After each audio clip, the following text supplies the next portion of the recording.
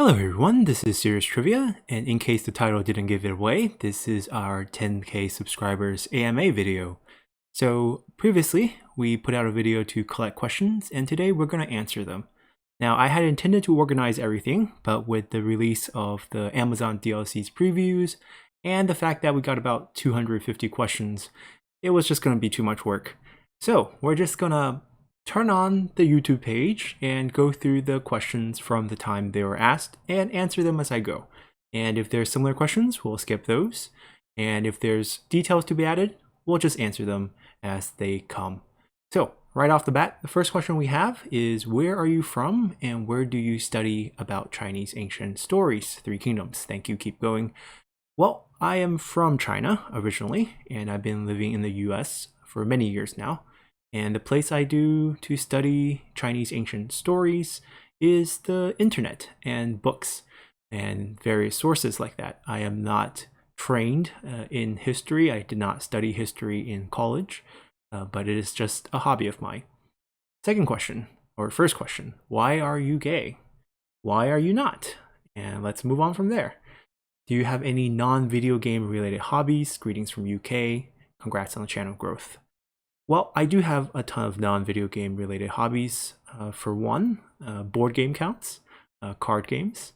And aside from gaming in general, I am a pretty big sports fan. I watch and play a bunch of sports, and I enjoy to eat, so I enjoy to cook. And there's probably other things as well, but that's just a few.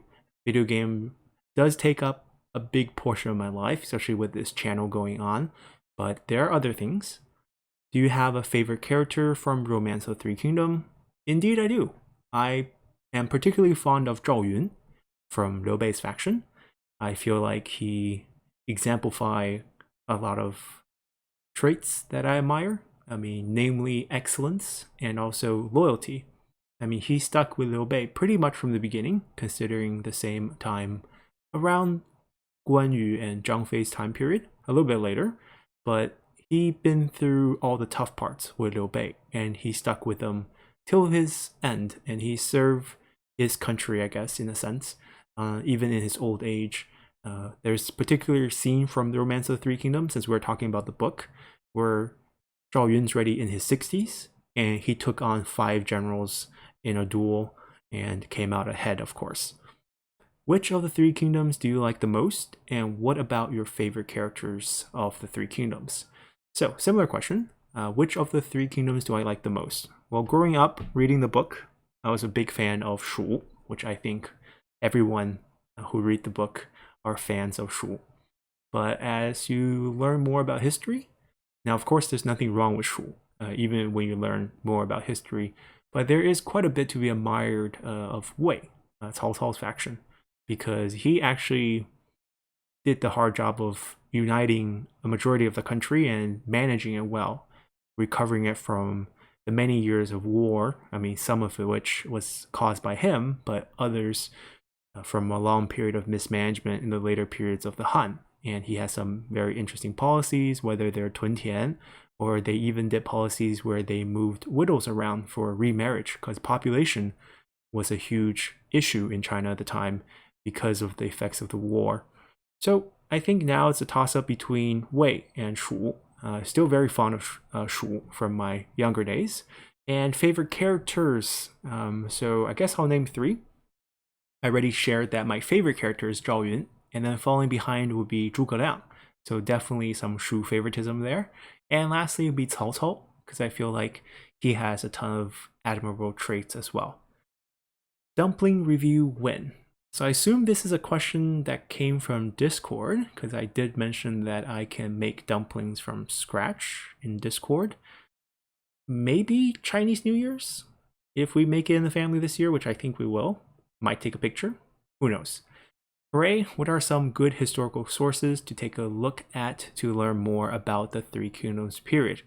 Okay, so I assume you wish these to be in English. And the source that CA uses to make the game is Ralph D. Crispani's book on Three Kingdoms and the later Han periods.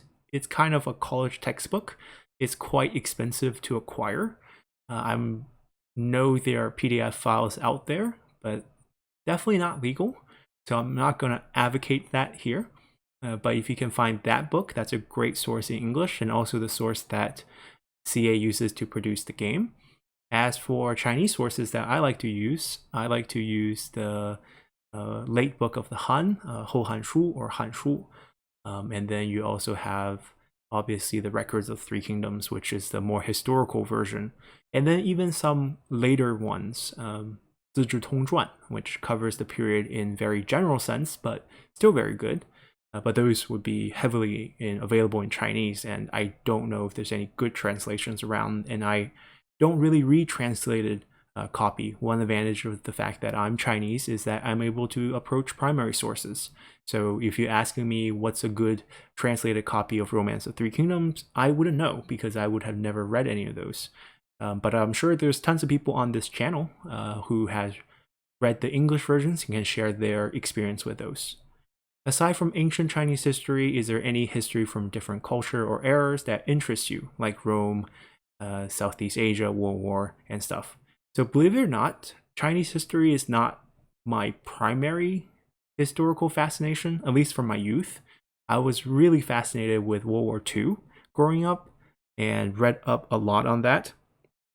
And my weaker points of where history is a little weak is probably ancient European history, not the strongest suit, going into the Middle Ages and the Renaissance. That time period is a time period I didn't explore. I'm also particularly interested in US history, mainly because of schooling.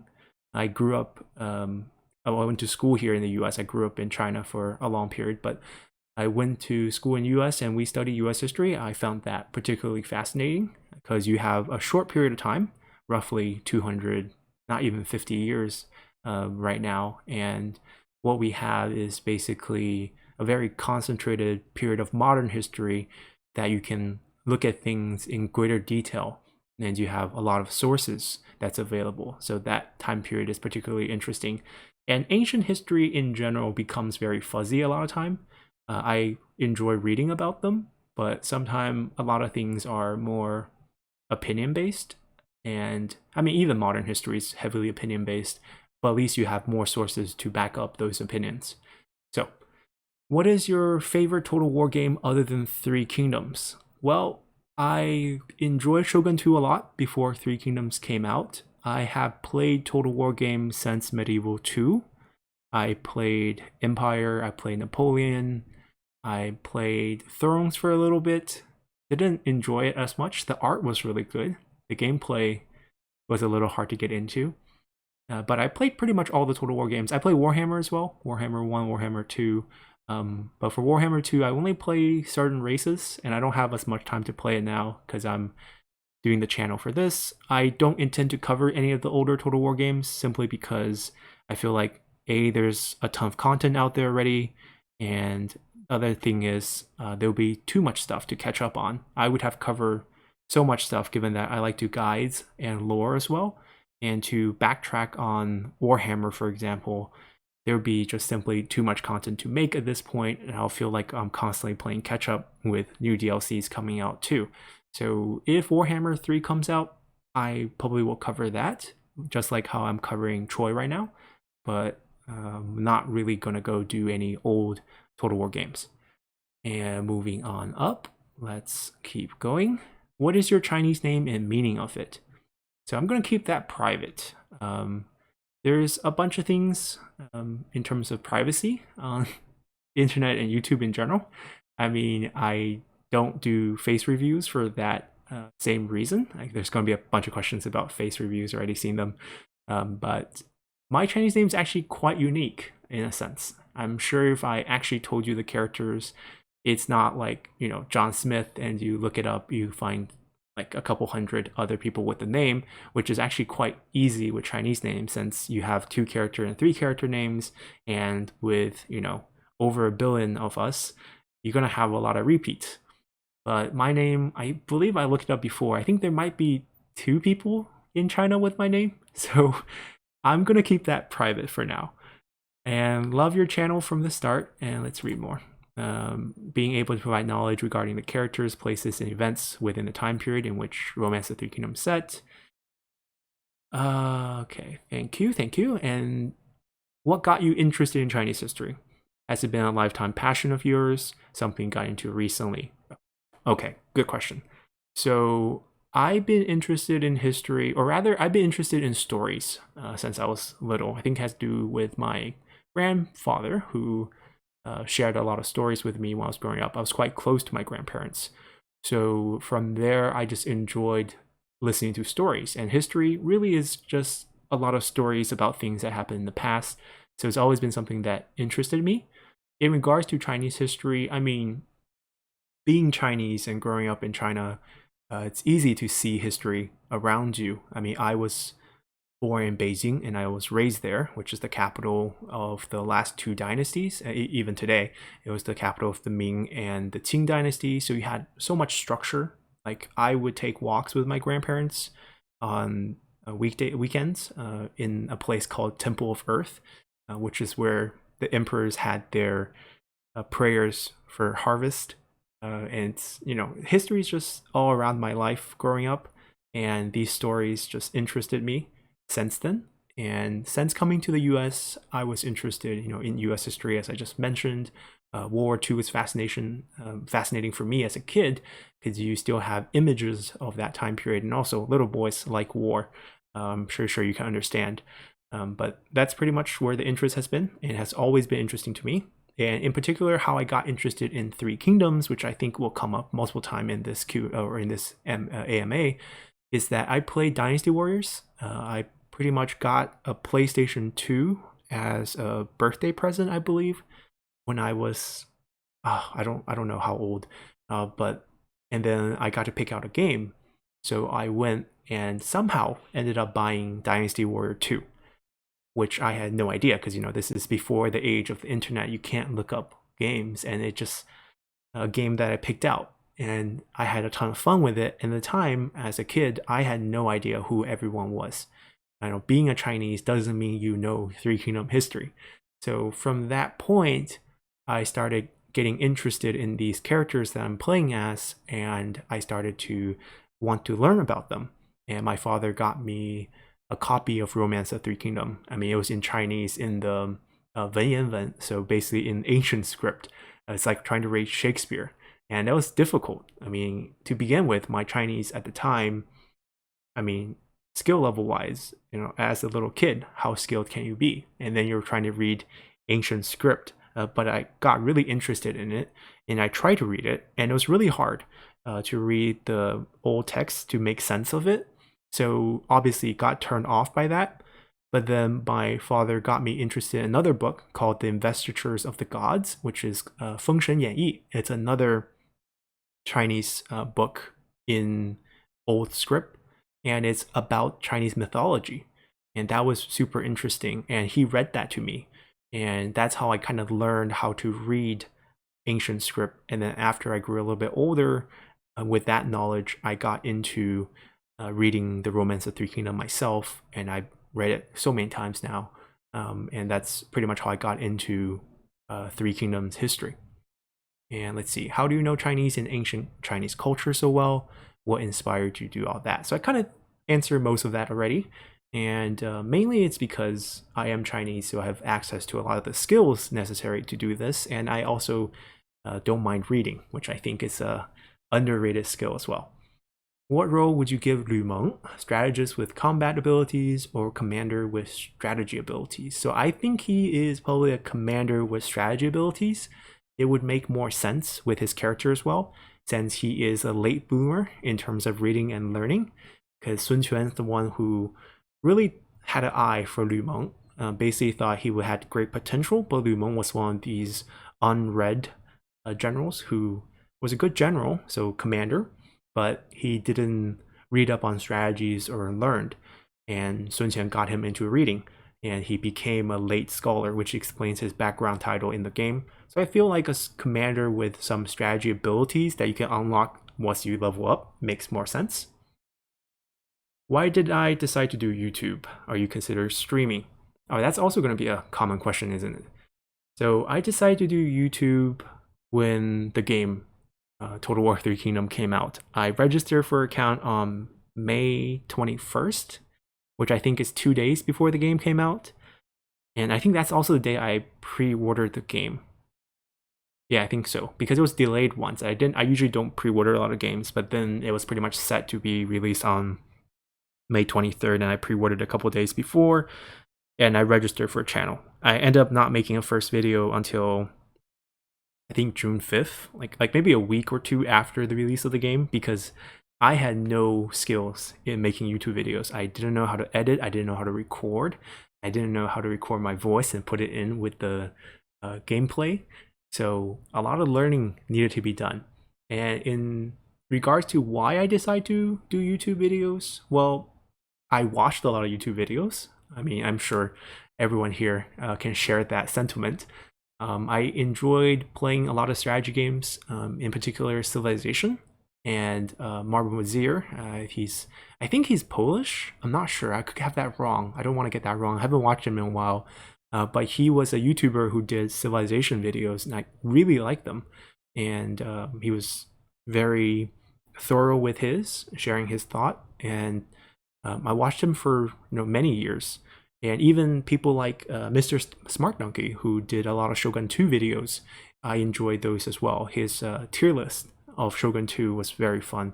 And I think I learned how to use cavalry to run down enemy generals from watching those videos. So I always thought I wanted to do something similar because I enjoy teaching in a sense. Not necessarily straight up teaching as a teacher, but I enjoy tutoring. I do a lot of tutoring still on my own time, and also I have younger siblings, so I grew up with that experience as well. So I figured I was definitely going to play Total War 3 Kingdoms, and the game is being released, so I'm going to take a leap and do something with that instead of just playing it as I would with any other game. And I'll try to make content with that. And that's how I really got started on YouTube. When will I do a face review? All right, I'll connect that to streaming. So streaming is not something I'm looking forward to doing right now. YouTube is not a full-time gig for me. It's something I do on the side. It's a hobby that I decided to do. And I don't really have the time to stream. And also, I don't think Total War 3 Kingdom is a great game to stream because you need a long time to play. Our videos are very long. I think a lot of YouTube videos are short, and a lot of advice I got from people when I started doing YouTube is your videos are too long, right? We have hour-long episodes, and I upload a ridiculous amount of episodes a day. I mean, so I think right now we're uploading like 3 to 4 videos a day because of all the previews. But basically, I feel like if you are someone who are watching at your own pace, which is totally fine, brings me a lot of joy when I see people watch some of the older series, whether they're the Dongzhuo series or the Liu Bei series from the very beginning, where it was on very hard difficulty. I didn't play Legendary at the beginning. I was kind of scared. And when you guys leave comments like that, I feel pretty encouraged. And that's how I feel like YouTube is a great platform for these games that take 20, 30 hours to complete, because I don't like editing out some of my thought process. I prefer to keep that all contained inside the game. So I feel like if I make hour-long videos, and some people like them longer, some people like them shorter, I heard all sorts of comments about this. Basically, you have the freedom to watch at your own pace. You can watch a whole series in a year, in a month, or in a day. If you binge all the old ones, you can watch them on 2x speed if you want. I don't mind at all. You can turn on, ad block if you want and don't watch any of the ads.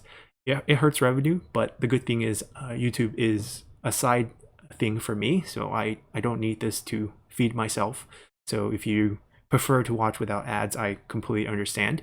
And for streaming, I feel you need more dedicated time slots. And if I stream, let's say, 4 hours on a weekend, well, that's 4 hours of content or 4 episode worth of material that if you come in halfway during a stream, you don't understand what happened in the past 2 hours, and I can't really introduce that for all the new watchers, and you don't get the same out of the content. Now, if I move on to games like Total War Elysium, which is more PvP game, or I do play League of Legends on my own time, if we stream stuff like that where each game is an individual thing and it doesn't have a build up from before, I could get into streaming, but it also would be a time thing. I feel like if I get into something, I want to commit to it. Like I'm committing to daily uploads for YouTube. So if I do streaming, I want to keep a schedule. I want to do it on a steady, basically every day for a certain amount of hours and commit to that. And right now I just can't commit to that. And I don't think I have the games that fits that. So I'm probably not going to do streaming. As for face review, I mean, in the beginning, I mean, even now, it's a privacy thing, of course, because I do have other things going on in my life. YouTube isn't everything. So I had no intentions of becoming a YouTube personality, and I still don't really have that intention. Although I understand it's a common request and you guys would like to see a face to the voice, and sometimes these videos where you're just staring at a screen, I'm just staring at a screen talking into a microphone, it's weird. So of course, if there's opportunities to get into streaming, and if I do stream, I will do face review with the streaming. As for most of the YouTube videos, I don't feel like it adds too much to the videos themselves, especially the guides. You don't really need to see my face on the screen, so let's keep it that way. Now, if we reach some ridiculous milestone and you guys want to see my face, I'll oblige. Let's just say that. Now, what do I look forward to most in terms of the future of Total War 3 Kingdom DLCs? Good question. So right now, I want them to go in chronological order with chapter packs. That way they can introduce new characters, which I think is everyone's favorite, and they can introduce these new characters sequentially. So you have the older characters, which we have now. We have mainly the older characters in the game. And as we shift into later chapter packs, we can phase them out slowly by adding new ones that are slightly younger until we have the younger generations. That way you always have a supply of generals that are relevant to your time period that are young. And then for timeless mode players, you have access to a bunch of generals, basically. So that's kind of my desire for the direction they want to go with DLCs. I don't want them to put out too many expansion packs in a row because, I mean, we all know CA. So with every DLC, there's going to be a ton of bugs and they need time to fix it. So I'm sure the game is going to be super polished by the end of its life cycle, but we're not there yet. And with big changes like what we had in patch 1.6 with the new addition to the map, new subculture, new gate passes, there's just going to be a lot of bugs to be fixed. So I don't want to see another expansion pack for at least a year because that also impact my guides, which means a lot of redundant work. Pretty much everyone's been posting this early game legendary playbook video no longer works. Well, I'm really sorry, but CA patched them out, so I can't really do anything about that. And for some of the fun ones, like Dongzhuo annexing the Han, I'm sure CA watched that and decided that's not allowed, and they patched that out of the game. So the more we make, the less we get to do, which makes sense. I mean, some of them I feel like it's pretty harmless. Like Dongzhuo annexing the Han is pretty harmless. Actually carries a lot of penalties. You have to balance that out. So we didn't get to play that, which is a real shame. But maybe we'll find some more fun ones in the future. And speaking on that topic, we might as well expand on that now.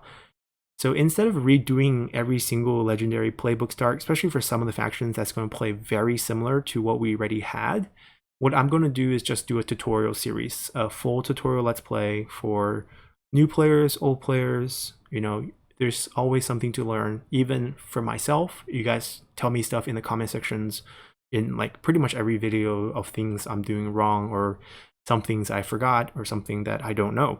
So I think it'll be helpful to have a full tutorial more focused on learning let's play, and I think we're doing that next, and we can generalize that to pretty much all the factions and all the starts, and you can kind of learn how the game works. I think that's going to be really good, especially with the influx of new players recently that was brought in by the newest DLC.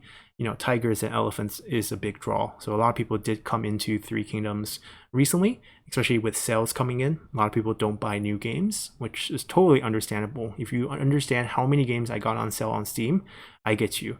So if you get the game recently, you guys want to learn it, and I think that tutorial is going to be very helpful for that. So moving on. What do you think about death metal? Well, so my taste in music is pretty bland. I think I mainly listen to pop, and I mean even Chinese music, it's Mando pop, and I appreciate different forms of music. I can tolerate country music.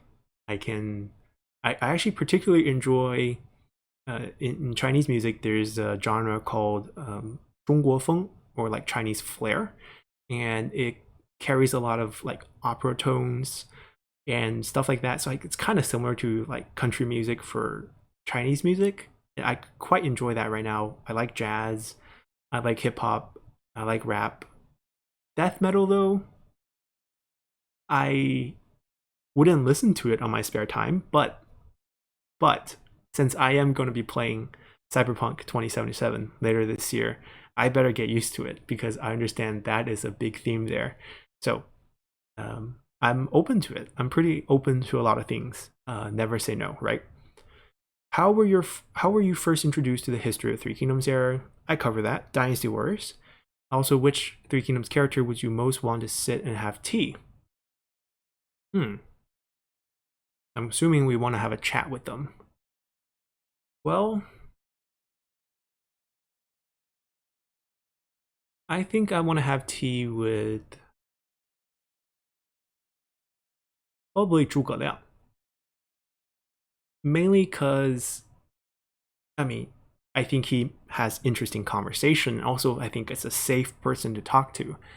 Like, if I want to talk to Cao Cao, he's paranoid. If I say something wrong, I could get killed. So that's not a pleasant tea experience. Sima Yi is also someone with a good poker face, very good at the political games. I don't think I'll get much out of that conversation. Zhuge Liang, on the other hand, I feel like someone you could have a real conversation with. I also don't care about talking to Liu Bei because I feel like he's also two-faced. So I don't think I'll get much out of him either. So let's say Zhuge Liang. How do you rank the capabilities of all three kingdoms? Okay. This question is beyond the scope of what I can do here. We have tier list videos. I know they're very popular with you guys.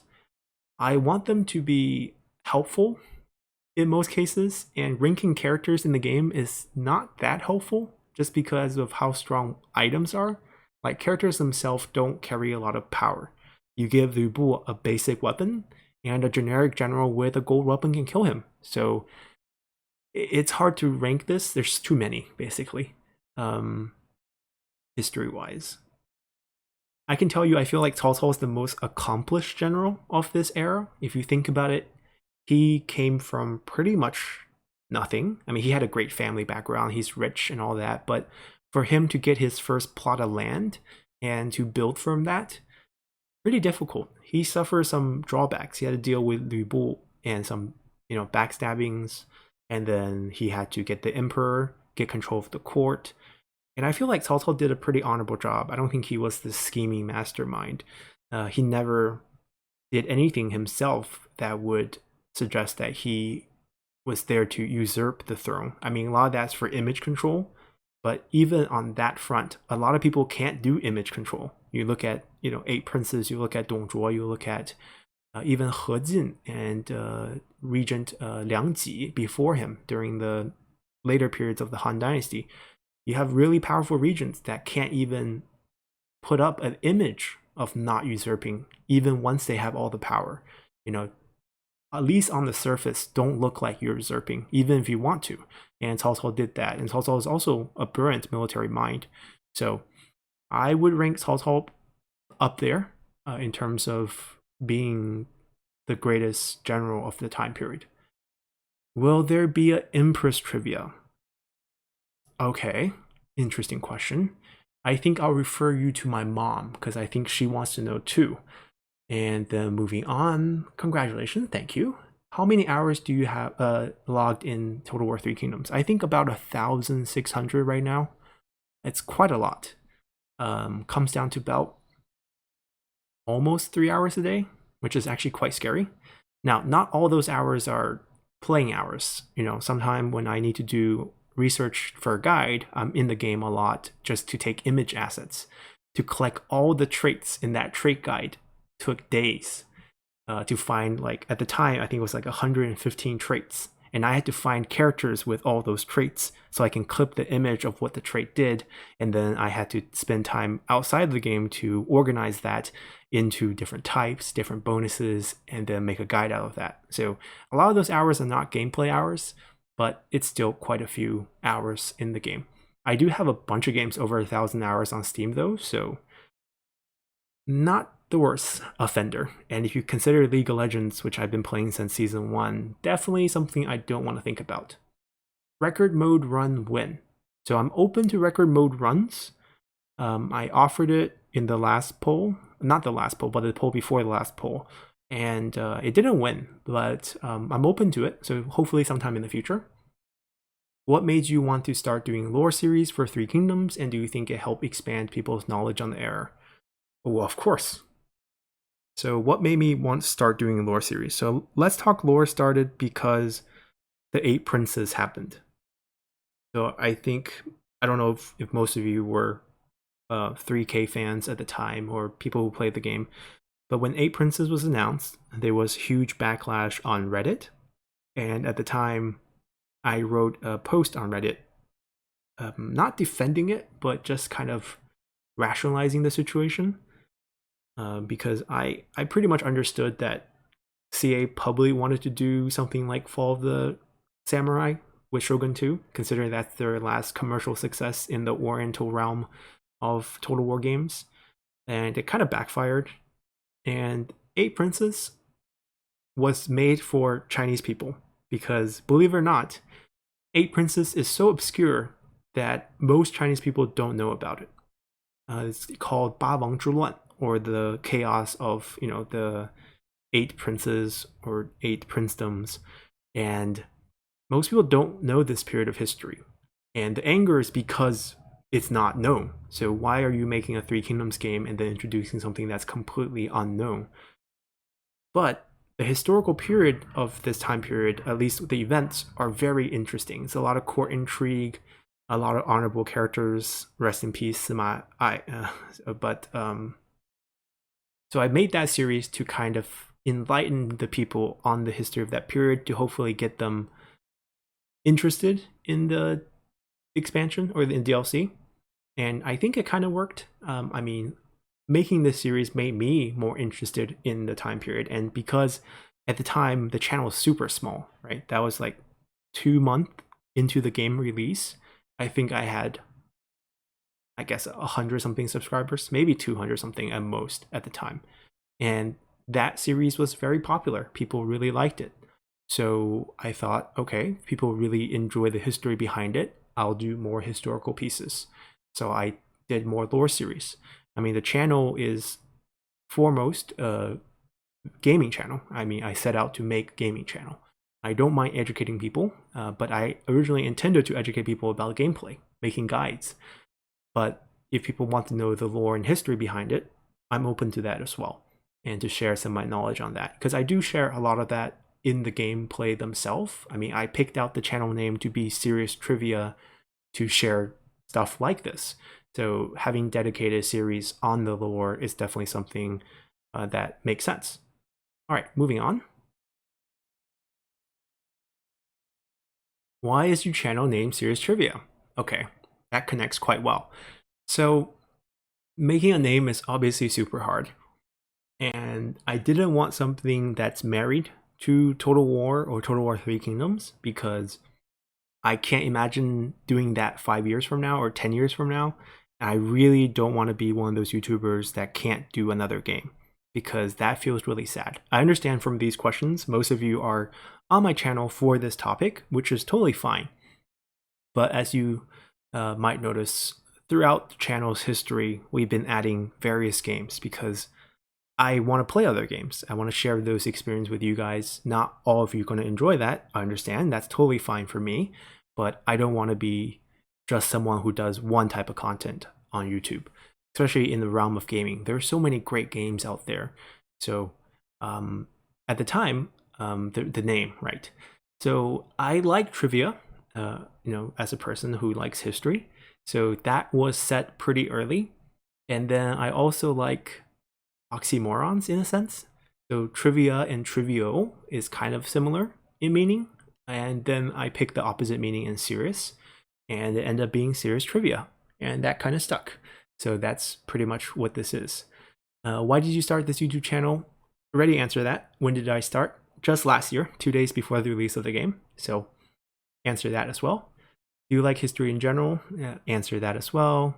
If it's Chinese history, then what period outside of 3K do you find most interesting? Is it one of the golden ages like the Han or Tang, or the warring periods like the Spring, Autumn, or Southern Song? Well, this is a very detailed question. Okay, so you already know what I like outside of Chinese history. I already covered that. What else? What do I find most fascinating about Chinese history? I like the recent stuff. I like stuff with more sources. So I actually like the Qing Dynasty history and late Ming. Those are very fascinating. Golden Age of Tang, obviously it's amazing. I find that interesting as well. I don't actually like Southern Song history. It's just very tragic. The mismanagement of Song. It's almost like late Ming, but even worse in a sense. So Song Dynasty is the one dynasty I actually don't like the most. So I actually don't. I'm less interested in that period. Let's just say that. And if Total War Team decides to visit Asia again in the future, what title would you want it to be? Okay, so since we are using Asia, let's go to India. I think there's a lot of unexplored and interesting history in that area, especially with the various amount of kingdoms that was in that history, in their history. So I think we can go there. I don't think you need to go back to China. I think Three Kingdoms is probably the most iconic IP for Chinese history for at least a Western audience, or even for Chinese audience, is one of the most popular IP product. So once you do Three Kingdoms, I feel like moving on to any other period is just going to get less attention. So let's go somewhere new entirely and learn history about something else. What do you think of the new 3K banners? Do I use mods at all? So if I'm playing by myself, I do not use any mods. All the mod usage is for you guys. Whenever you guys request it, we use the sad puzzle mod for This is Total War Sun Jian to add some flair to that. We tried out MTU for Yuan Shu. So I do use mods during the gameplay. Not entirely against it. But personally, I prefer vanilla games. Maybe it's an old school thing. I don't know. I do mod Skyrim. I mean, there's certain games where I see some value to it. But for strategy games, sometimes I feel like the mod's just there to make the game even less balanced and doesn't really achieve the purpose. And I'm not so into eye candies as for the various amount of generals they add. Sure, the art is always cool and nice, but it doesn't really interest me that much. Especially most of the art is on female generals that are there to be eye candies and not there to be historical or anything. I mean, Dynasty Warrior is a big offender in that. As for the flags and banner colors, I think it's fine. I think they're just trying to be consistent in it. Now, the color choices, I mean, it's not like the previous color choices were any better if you really think about it. But overall, consistency is nice. I think they're trying to make it consistent for future updates so that when they add like a new playable faction, they don't have to redo the flags every time. Because it used to be some of the non-playable factions had these triangular banners and the playable ones had the rectangle. Now everyone's rectangle, so if you have to update someone to become a free LC, you just basically make them the free LC and the banner's already ready. What's your favorite place in China? Oh, I'm biased. I'm from Beijing, so that is my favorite place. That's my hometown. I have family there. I go back there the most. I grew up there. So that is completely biased answer. There are a ton of great places in China. It's a huge place. And there are definitely, I mean, if you like nature, if you like history, depends on what you like, there's a place for you. Now, choose some characters from Romance with Figuring to be your father, mother, best friend, girlfriend. Ooh, wow. So, father would be Cao Cao. And by default, mother would be Lady Bian. Main reason is because all his sons turned out so well. Like, Cao Cao raised his kids so well. None of the kids turned out to be duds, and everyone was raised just fine. So I feel like he must be doing something right. And Lady Bian was also a great mother figure. Even after Cao Cao's death, he kind of kept Cao Pi in check in some aspects. So let's just go with that combo. Best friend. Best friend. I think there's a lot of way to go here. If I'm thinking about safety, then maybe someone like Xu Chu would be great because he makes a sick bodyguard. But he might not like it because he knows his duties guarding Cao Cao, and he Cao Cao's my father, and I'm best friends with his bodyguard. Something could be wrong there. But someone to talk to and spend time with, then probably Zhao Yun or Zhuge Liang would be fine. These are just my favorite characters. You see them reappearing in these lists. Girlfriends? I mean, if we can pick fictional, then Diao Chan would be the winner here, I guess. Even though we know nothing about her. We only know her for her beauty. And we're saying girlfriend here, right? It's not exactly picking wives. So I guess we'll go with Diao Chan. First of all, huge fan from Malaysia. Thank you. Ever plan to grow your channel towards multiplayer games? Okay, so your icon's vain. I do play League of Legends. I don't know if you guys are interested in watching me play League of Legends. Let me know. I don't have much time to play it now. I mainly play it with friends. We play normal. I think my rank has decayed down to Silver 2. I might climb it back to gold just to get the skin. I think I peaked at like Plat 2 3 seasons ago. And I'm always at least a gold player every season just to get the skin. That's as much time I can commit to rank. I don't grind. So I main support. If you guys want to watch some sick support play, let me know. Hey Sirius, do you live in the US? Yes, I do. Thank you on the avatar. Baby Yoda drew that one. And then my sister animated it and made it 3D. So thank them. I didn't do anything with the avatar. No artistic talent. And then, how do you feel achieve so many great things within 1 year? Very excited, very humbled. I don't think I expected this at all. Starting out YouTube, I mean, in the beginning, the climb is just so slow. I think about a month after I started the channel, I went on a trip, and I think I woke up in a hotel in the morning and I checked my phone and I saw 4 new subscribers, and it was so exciting to get 4 new subscribers. And that's pretty much the climb when you start out on doing YouTube. And I think now, thinking that I have 10K subscribers, I have a partnership with CA, the main game developer of the game I play, it's pretty amazing. Just about 1 year in, a year and about 3 months. What's my goal and plan from now on?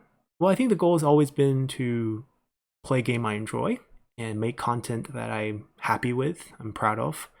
And we're going to keep at that. I don't think there's any number goals. I think one thing that you can get caught up in is thinking you want X amount of subscribers, or X amount of ad revenue, or X amount of watch time or views. I don't think I care too much about that in general. I mean, we did 225 episodes on Assassin's Creed Odyssey, where each video got like 100 views max, and I still did 225 videos on that game because I had fun playing it, and I always want to complete what I start. There are a few series that I gave up on, but for different reasons. Like we did the Art of War series, where I did like 2 episodes and stopped. That's because CA patched things too often for that to be relevant, so I kind of just stopped that. I hope to do more war tutorials in the new tutorial Let's Play, so hopefully we get to cover that then. But the goal is just to keep playing games that are coming out, keep making content, and have fun. I mean, eventually, if this thing grows big enough and it makes sense for me to do streaming and to pursue this full time, I guess I would do it. I mean, I have fun doing this. I mean, if it wasn't fun, I wouldn't be doing it. Do I like Hawaiian pizza? I wouldn't order it, but I would eat it. I don't hate it to the point where I wouldn't eat pineapple on pizza, but I would never order it because I feel like I have better choices. What Dynasty Warrior game is my favorite one? So this would be Dynasty Warrior 4, not because of what made the game amazing, it's just that's the game I played the most on.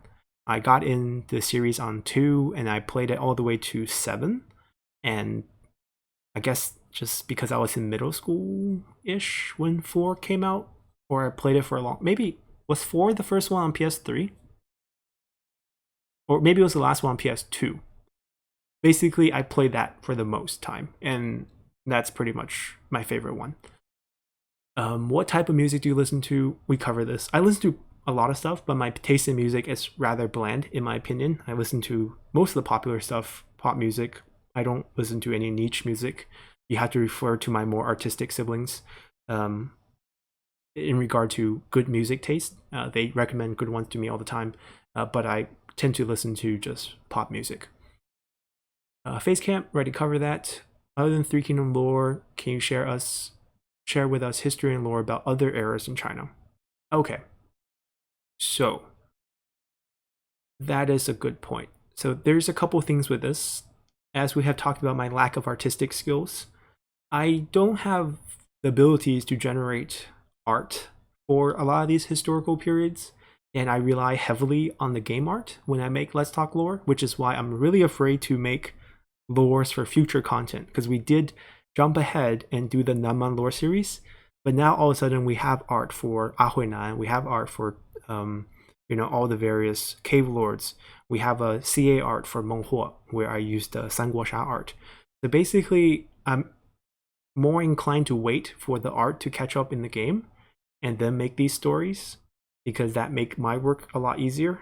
I feel like my Let's Talk lore is basically podcasts. There's really no visual. I provide some visual to provide clarity, to let you know what character is what, but it's not really meant to be there to provide any visual stimulant. I don't even zoom in on pictures, because I know a lot of history channels just have a picture as well, and they just do the slow zoom, which make you feel like the picture is moving.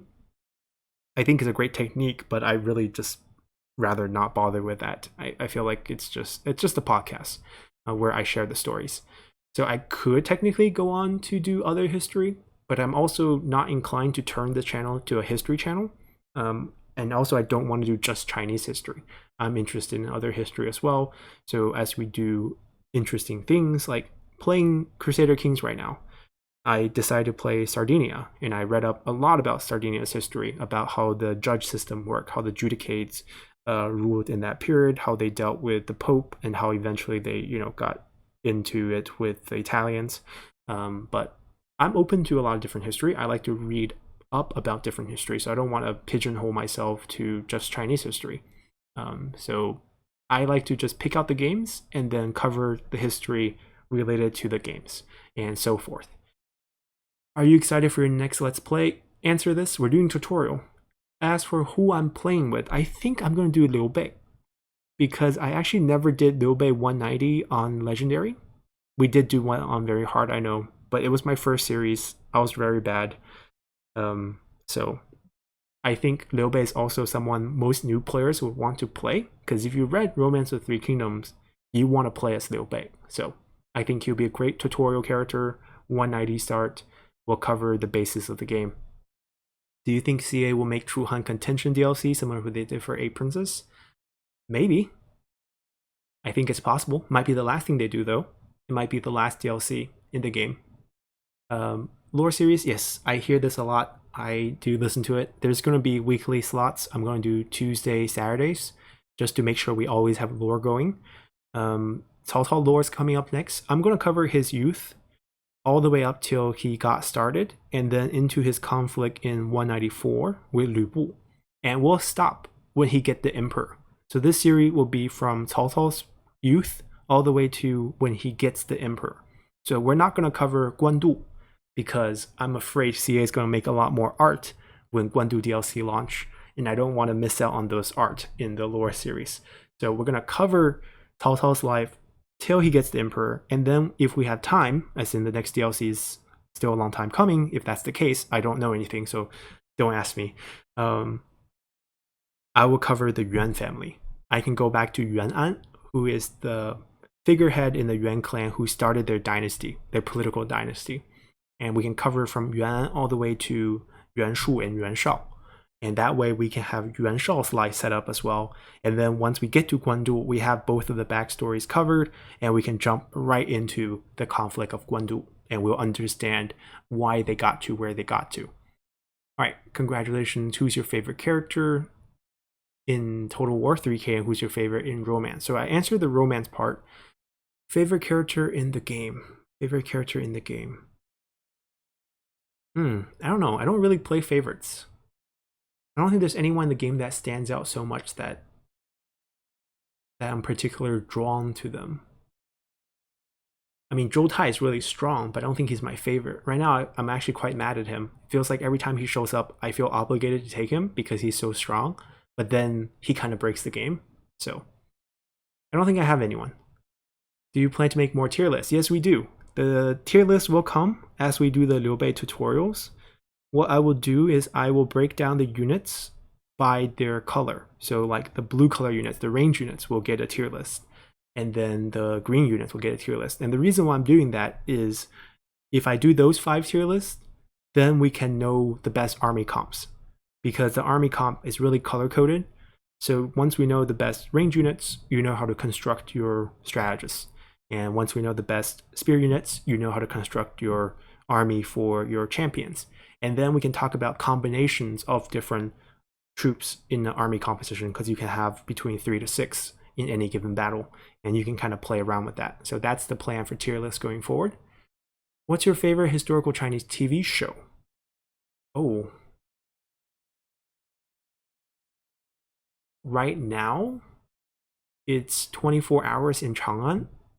It's not super historical in the plot, but it's set in Tang Dynasty.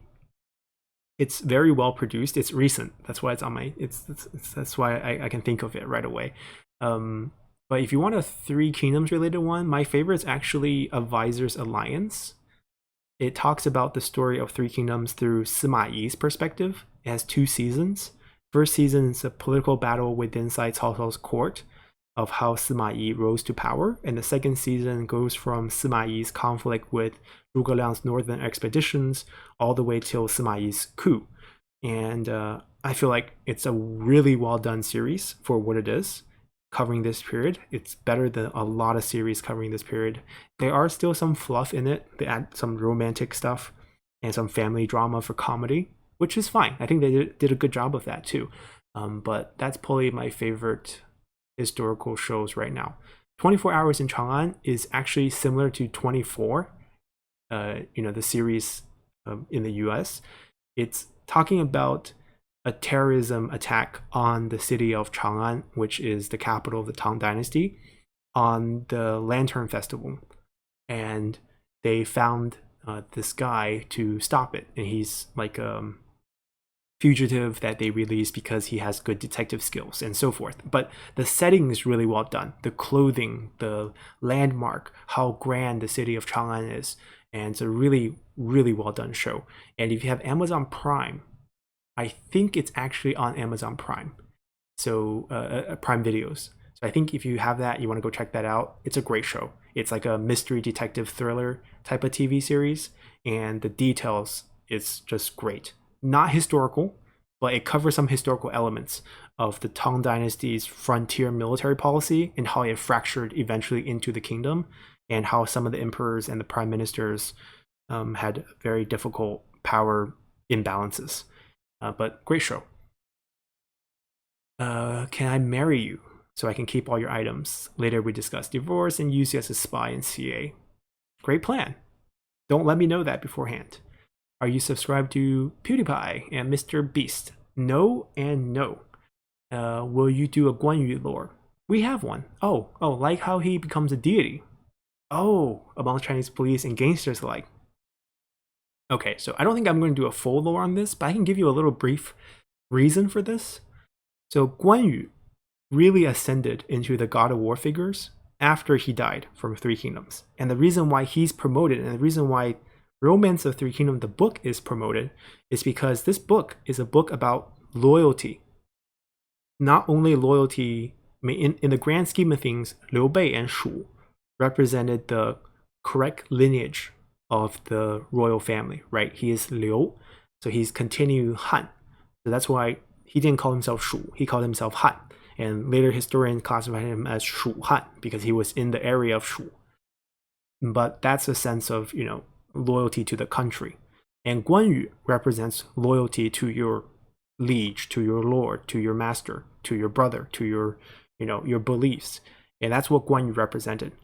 And during the Qing dynasty, which is ruled by the Manchus, a minority group in China. So basically, you had nomadic factions in the north who come over and occupied Han Chinese Ming and became the ruling body of the country. So Manchus are ruling the Han people in a sense. It's different than the Mongolian rule during the Yuan dynasty because that was actually closer to occupation.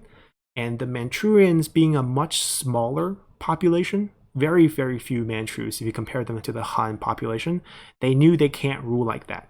So they assimilated. And they basically adopted a lot of the language, a lot of the court structure. They adopted the learning, Confucius study and belief.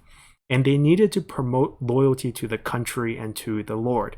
So they really propped up Guan Yu at that time because Guan Yu symbolized Yi, which is a virtue of being loyal. And that's why he got ascended. And that's why eventually the police and the gangsters all, pray to him. There's little Guan Yu altars all over the place because you're praying to not only the god of, war, the god of representing loyalty, he also represents money.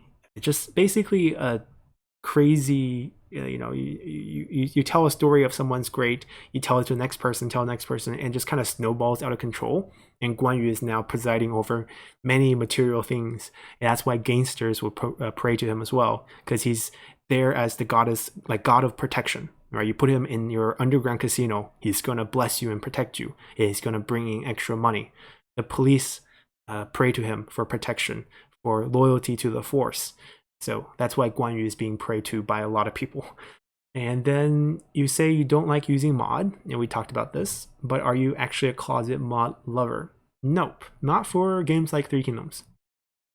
What are some of the craziest successful playthroughs of Three King that you haven't showed us? Oh, okay. So for a lot of the early game playbook videos, I do a lot of testing because I have to run different simulations. Like a little tweak here and there can have a big impact on how the early game plays out. And sometimes the gameplay gets so ridiculous that I feel like I can't use that recording to show you guys because you're never going to get that run. It's never going to be that good. For example, there was a couple times, I think this is 1.3 patch, where Sun Jian would marry, or not Sun Jian, but I think Sun Ce would remarry. So Sun Jian would die in his event.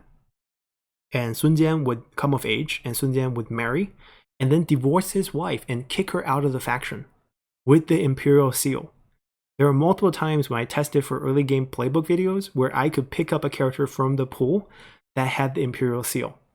And that was just too ridiculous. I couldn't show those because that's never going to happen in your playthrough. That's never going to be a strategy. But those are some of the crazy ones I experienced. Did you watch the new Mulan? Nope, not yet. I don't think I'm going to watch it anytime soon because I think it's rather hard to watch it right now. You need like Disney Plus a payment, I believe. I don't have Disney Plus, so not watching the Mulan yet. What are your top 3 to 5 favorite events from this time period? Who are your 3 to 5 favorite characters from this time period? If Dongwu or Wu had named their counterpart to Wu Hujiang, or the 5 Tiger Generals, or Wu Ziliangjiang, the 5 Elite Generals, who do you think would have been included? Okay, 3 to favorite events. Let's keep this quick. Chibi, Guandu. These battles come to mind.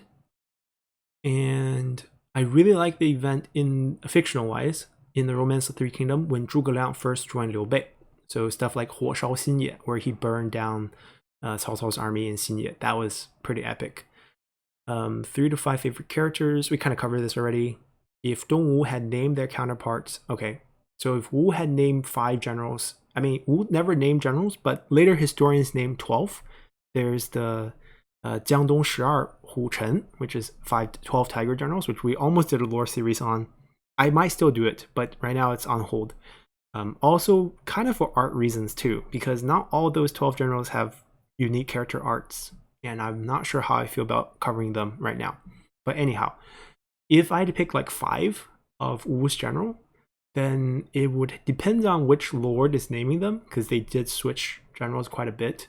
Let's assume it's somewhere, Sun Quan. Chen Pu would make the list.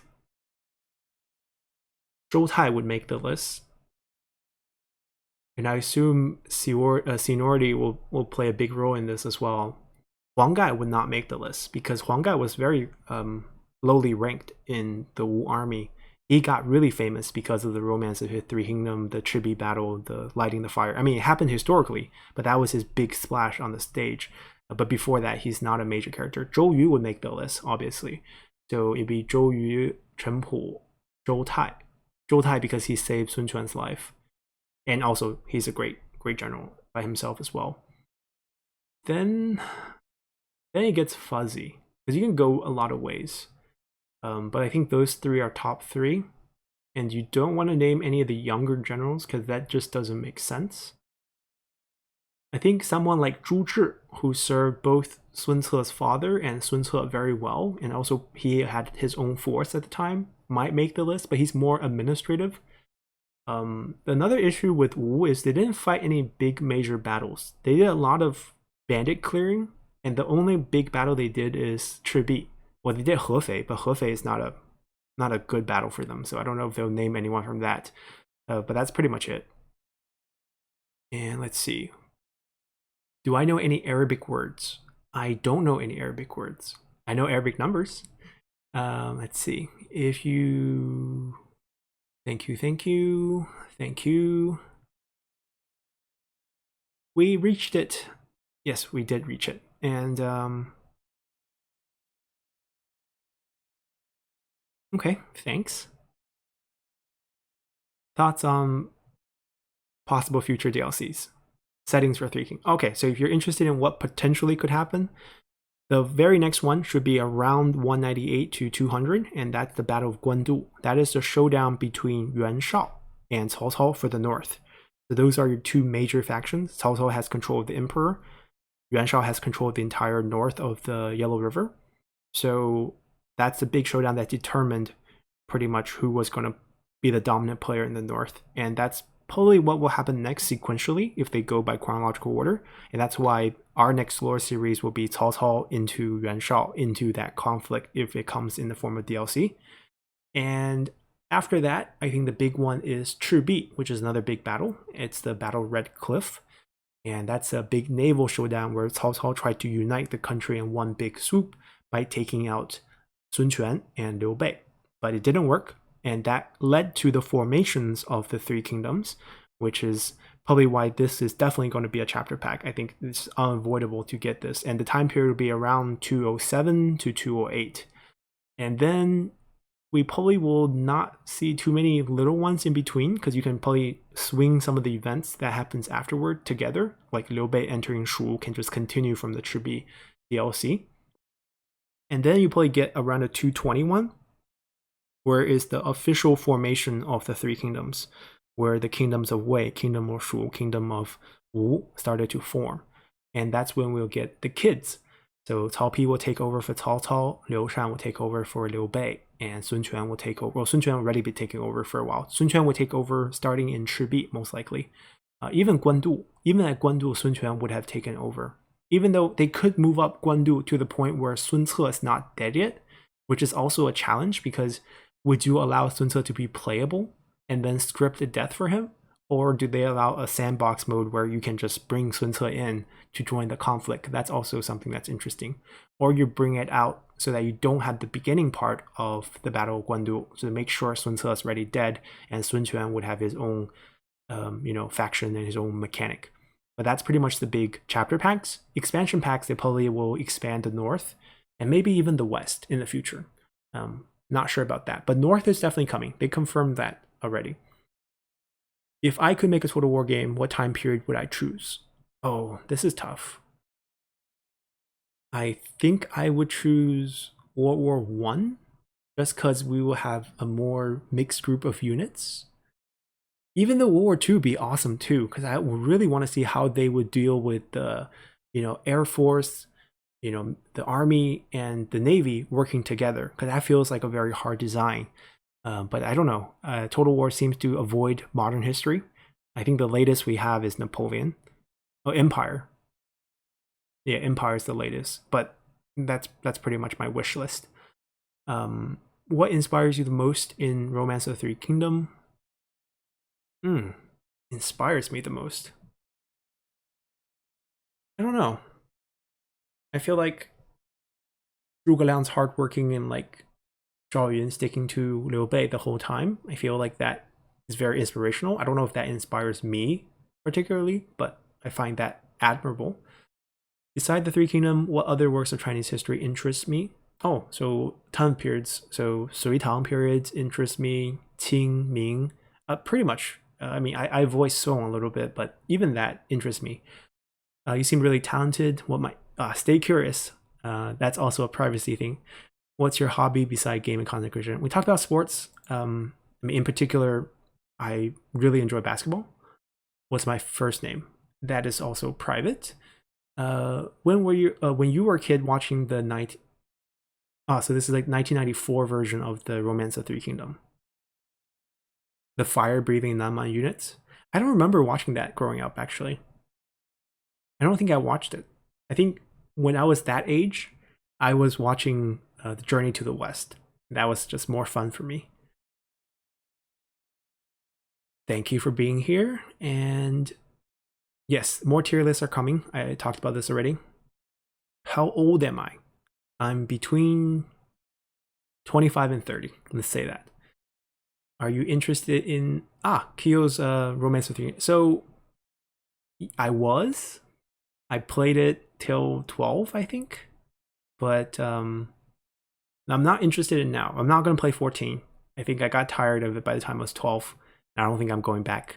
It's pretty much almost like Crusader Kings, but not so character focused, but more management focused. You don't actually do a lot of battling. It's a good game series when I was growing up and playing the earlier versions, but I think the series itself got old. You don't need that many copies every year. It's like you don't need a new NBA 2K every year. When will we be playing Zhang Ya? Well, write the N in Zhang Yan. Maybe, who knows? Who's your favorite character? We covered this. Liu Bei's next, so I'll get to play two of my favorite characters. Would I do a preview? A historical playthrough. Yeah, I think a lot of people asked about this, and I know a lot of modders want to do this, but I feel like that's not the point of the game. We have a sandbox game. It's not, story-oriented RPG. There's no guide for you to do certain things. Sometimes you end up with something similar to history, and that's cool, but I don't think that should be the way you want to play these games. It's to kind of create your own history. And sometimes having history that's far away from the real history is the interesting part. Can you describe your typical month, day by day? That will take too long. Where are you from and where are you living? I'm from Beijing. I'm now living in the US. Will you stream some Total War content on YouTube? We talked about streaming, and I don't think Total War games are great streaming content because A, you need people with lots of time to watch the whole thing, and B, if you come in halfway and miss like an hour or 30 minutes, you have to catch up on a lot. Can you recommend some Three Kingdom series or animes? So series, TV series, Advisors Alliance, I talked about that. Anime, I don't really watch any anime, but I know people talk about Ravage of Time, but I haven't watched it or read it myself, so I can't really recommend it myself. Greetings from Hawaii. I do plan to answer all the questions here and make a video about them, like right now. Why do you dislike Yuan Shu so much? Oh, it is, it's not personal, but I do dislike him because I feel like he is someone who had a lot of things going for him in terms of his lineage, and he didn't make anything out of himself with that. And not only did he fail, he did so many shady moves that are just, I guess, classify him as a jerk, right? You assassinate Liu Chong because he didn't give you food, and you send out a siege to kill Lu Kang because he didn't give you food. Well, at the whole time, you're just this self-centered, you self-deserving kind of person who think I'm rebelling against the Han. The world should, bow down to me. But I mean, he accomplished nothing. He didn't even become a good emperor. He ran his own city to the ground. Anyhow, you live in China. I assume you mean I live in China. I don't currently live in China. Knew you hard work would pay off. How about a record mode Yuanshu campaign? I'm gonna take that as a joke and move on. Right. Ravage is the time. So this is a good recommendation for someone who is asking for it. I have not read this, so nope. Do I play any other game about Three Kingdom periods? I played Dynasty Warriors. I played the Romance of Three Kingdom. I think there was another game I played once a little. I forgot. It's a Chinese game. It feels more like StarCraft with Three Kingdoms. But I don't play anything else. I only play the Total War Three Kingdoms. Yes, we answer that. Do I have a favorite? Oh, I don't remember which one's which. I want to say around the 7 and 8 range is one of my favorite, but I forgot which one's which. Right. Yeah, most people, I mean, it's easier to get into Dynasty Warriors just because hack and slash versus a management game. We hear a lot of negative news about China. Oh, I mean, this is right. All right, so I tend to avoid politics as much as possible on the channel because talking about politics on the internet, it just never ends well. But in this regard, I feel like this is the same in every country. So let me give you a good example. I mean, you are British, so maybe this doesn't ring true for you. But let's say this. Let's say people generalize that weather in London is always rainy and cloudy. While that is sometimes true, it's definitely just a stereotype, right? So if you watch Chinese media, what you will see is gun violence death. So, I mean, today, I guess this is actually relevant today. So, Rochester, New York had this party where there was a shooting, and I think it's 2 dead, 16 hurt. Well, gun violence is going to make the news in China about the US because that's something they can, talk trash about because there's no gun violence in China because gun ownership is illegal in a sense. But they're highlighting the fact that there's so many gun violence death in the US, which, I mean, would you say it's mostly accurate? Yes, there's a lot of senseless gun violence death in the US. Would you say it's blown out of proportion? Definitely. And that's the same case with Western media portraying China. Whatever the topic is there truth behind it? Of course. Is it blown out of proportion? Definitely, right? News sources are there to grab your attention. So I feel like that example kind of covers it. I think it happens on both sides. And for someone who spends time on both sides, it's pretty relevant. And right now, it's not the greatest time to talk about US-China relationship. So let's just leave it here. Your favorite faction in 3K for sure. Oh, I don't have favorites. Just like I don't have favorite characters. I think for games is I just try to find good things about each faction and enjoy that. I feel like this is probably something else that I could highlight. I mean, a lot of people complain about shortcomings of the game, some more than others. And I hear you guys. That's true. This game is not perfect, and that's okay. And you just have to find something you find fun about it and enjoy that aspect. So that's pretty much my view on it. So I don't really have a favorite. They're all pretty fun. There's a couple bad ones, but mainly because of my opinions on the faction leaders, not to name names. Who is your favorite historical character during the end of the Han Dynasty, Three Kingdom period? Why not counting anything from romance novel? I'm assuming you want like historical favorite figures of the time period. I mean, let's just stick to the answer we've been giving. So, I mean, I think Cao Cao is great. And then we also answer which kingdom. Toss up right now between Wei and Shu. I answered this already. Which ones were my favorite? Before Three Kingdoms, Shogun 2 was a lot of fun. I played that a ton. Only question, would you play games like Verdun? Oh, I think I know that game. It's a strategy game. I think it's like XCOM, but set in World War I believe. Will you play Kingdom Come Deliverance? All right, so that's another issue. I would like to branch out to other games, but there are way too many other games. So probably not all these games, probably neither of these two, especially since I know Kingdom Come Deliverance already are released. So I tend to add games when they are released just for the newness factor and also to introduce you guys to new games as well. Since if no one played it, it's new for everyone. If you had to play only one faction over and over again, oh gosh, why? Which one would it be?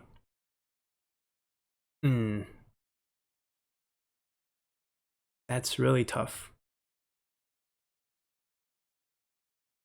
I don't know. I wouldn't put myself through that torture. What expansion are you looking forward to the most? Would I like more lore expansions or geographic and cultural? I like more characters added into the game. And I guess you can do that through chapter packs. Because this is a historical game, I actually like how they're using chapter packs because they'll give you a snapshot of what is accurately or pseudo accurate. They try to be accurate. There's mistakes, but they're trying to be accurate of what's happening in history during those time periods. So even though it's a sandbox game, you can jump through big historical event and see what actually happened by using the chapter packs. And that way, when you go back and play, let's say 190 and move forward, at least you know what it should look like in 194, even if your game doesn't look like that. So I want to see them do more chapter pack to bring in more historical events and also more relevant historical characters for those events. What is your favorite type of music? We answer to that. What is my favorite band or artist? I don't have one right now. What part of China are you from? Beijing. If you get to choose someone who to wake up as romance, ooh. Oh, so if I jump back in time into someone's body. Oh dear. Probably Cao Cao. He has the most advantages. I think I can do a little bit better with my knowledge. On the classical Chinese music. Oh yeah, the channel's awesome. 自得琴社, they play a lot of beautiful music in traditional clothing as well. It's a big cultural renaissance recently, given the improved economy. You know, once you have, I mean, I think it's with any culture. Once you have free time and money, cultural stuff make a comeback. Let's see. Are you doing content creation? No, I'm not doing it full time. What's the dream balance? Oh, I don't know. More hours in a day? Doesn't matter the balance. I don't mind the work. I mean, this is a lot of fun. And then my other job is a lot of fun too. I wouldn't be doing it if it wasn't fun for me. It just comes from personal interest and passion. I'm not a trained historian. I went to school for something completely different. Base review. Favorite period of history. I mentioned this. I think growing up, World War II was a huge area of fascination for me.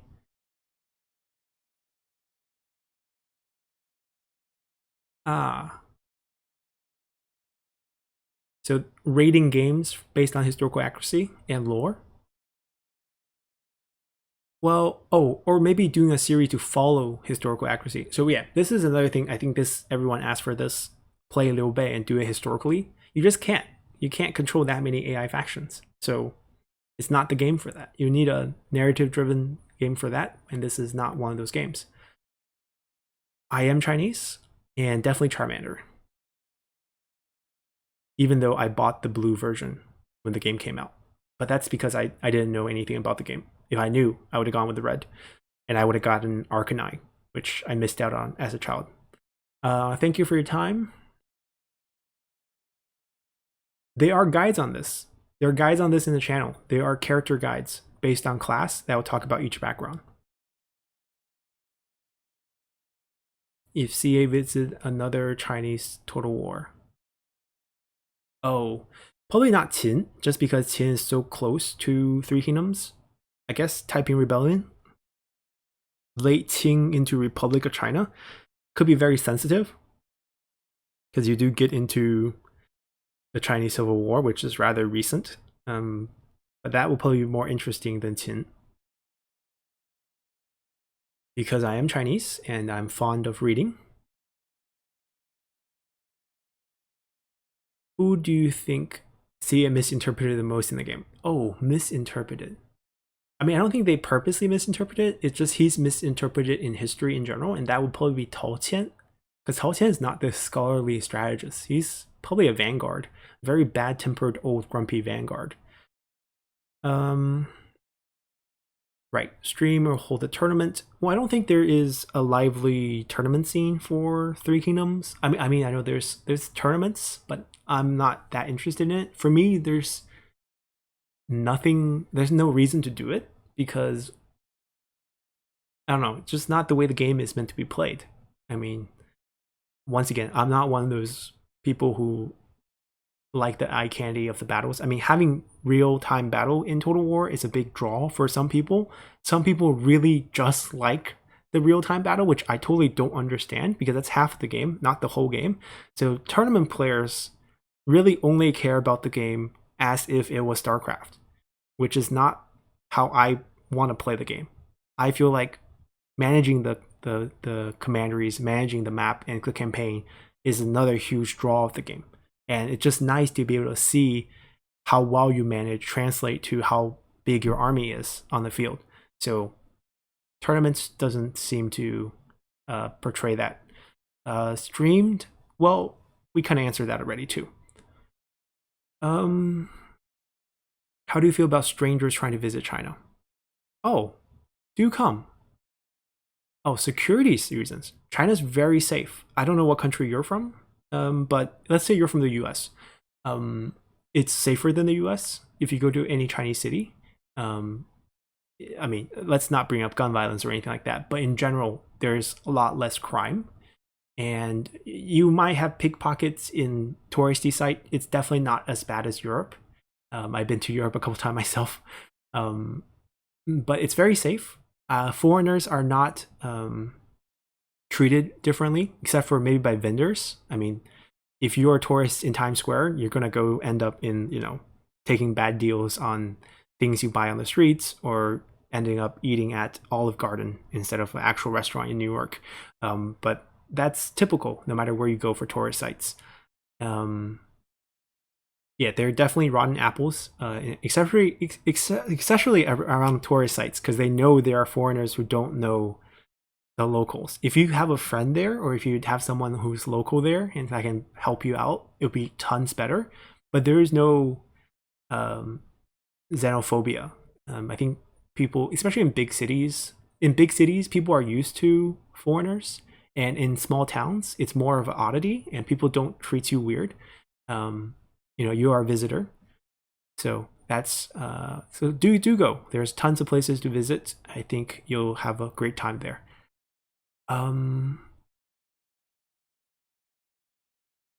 First question is first video incorporating 5 elements. Right. I think it's done well in the game in that they tried it. I don't think some of it makes sense. Like using it for the 5 stats is more gimmicky than actually a reflection on what the elements does.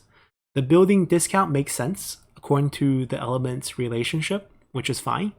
But definitely it's more of a gimmicky game design that draws onto lore rather than something that fits perfectly, because why would the 5 elements fit perfectly with a game? It's not designed to be that way. So they did the best they can. I think it's nice that they did it rather than not do it at all. Let's see. Sorry, long video. We had tons of questions. I do want to try to answer everyone's. Surely a guy like you play Dynasty War. Yes, I did. Who's your favorite faction and character? So I don't have a favorite faction. We have a favorite character. I really like to play as Dian Wei, the guy with the axe.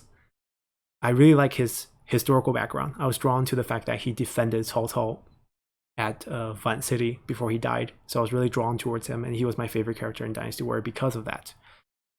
Have you ever played Dynasty War Empire games? I think so. I think there was an Empire when 6 came out. I played that, but I don't really remember it. Completely random. Right. They might do that later on. I don't know. I don't know how it would work, right? you wouldn't get any unique mechanics, and then you would just be very ahistorical. I think this is something for the modding community rather than for CA. Would I like to see the spy mechanic improved or changed? I think anything can be improved. Most mechanic can be improved, especially spying. They already made big leaps in that aspect. I think you have to view Total War 3 Kingdoms as the assignments and the spying are different ways of using agents in traditional Total War games. So I think in that aspect, they've done a pretty good job. It's not as impactful as a lot of agents are in other Total War games, which is a welcome change because you can play Troy without an army. You can play with 3 spies and you can just destroy the whole map. Not so much of a question, but more just a wish. Right.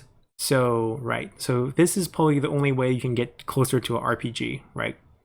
A linear story, a plot-driven one. Who knows? Maybe we have that. But the chapter pack is a good compromise.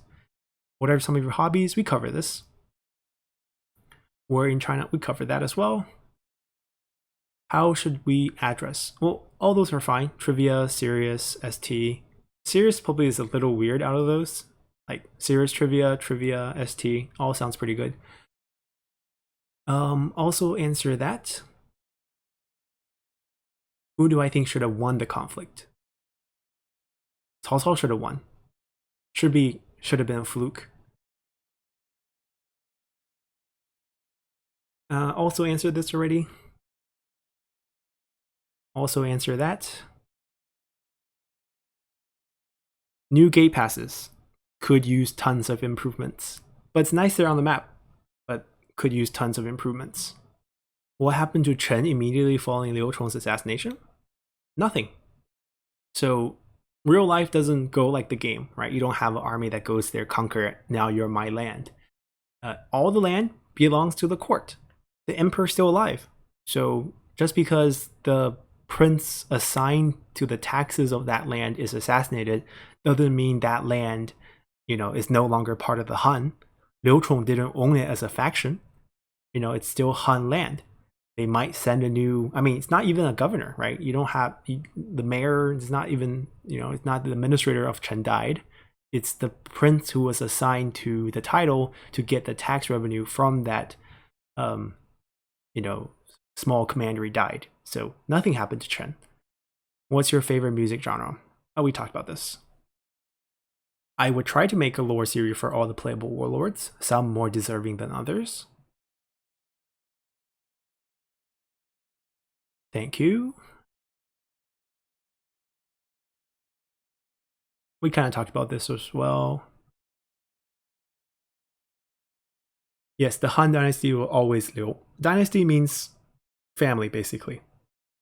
Right? Because even right now, when we talk about European monarchies, dynasty means that's your house. So obviously everyone would have to be a Liu. Yeah, we posted this just to get people to ask questions. By the time we get to 10K, I'll be answering them. Kind of mentioned this. We kind of did this in Sun Ce's campaign. It's just self-restriction. No big deal. Favorite story or quote? Don't think I have one off the top of my head. What got you interested? Right. So listening to stories when I was little definitely got me interested in history in general. What's the hardest part of doing your YouTube channel?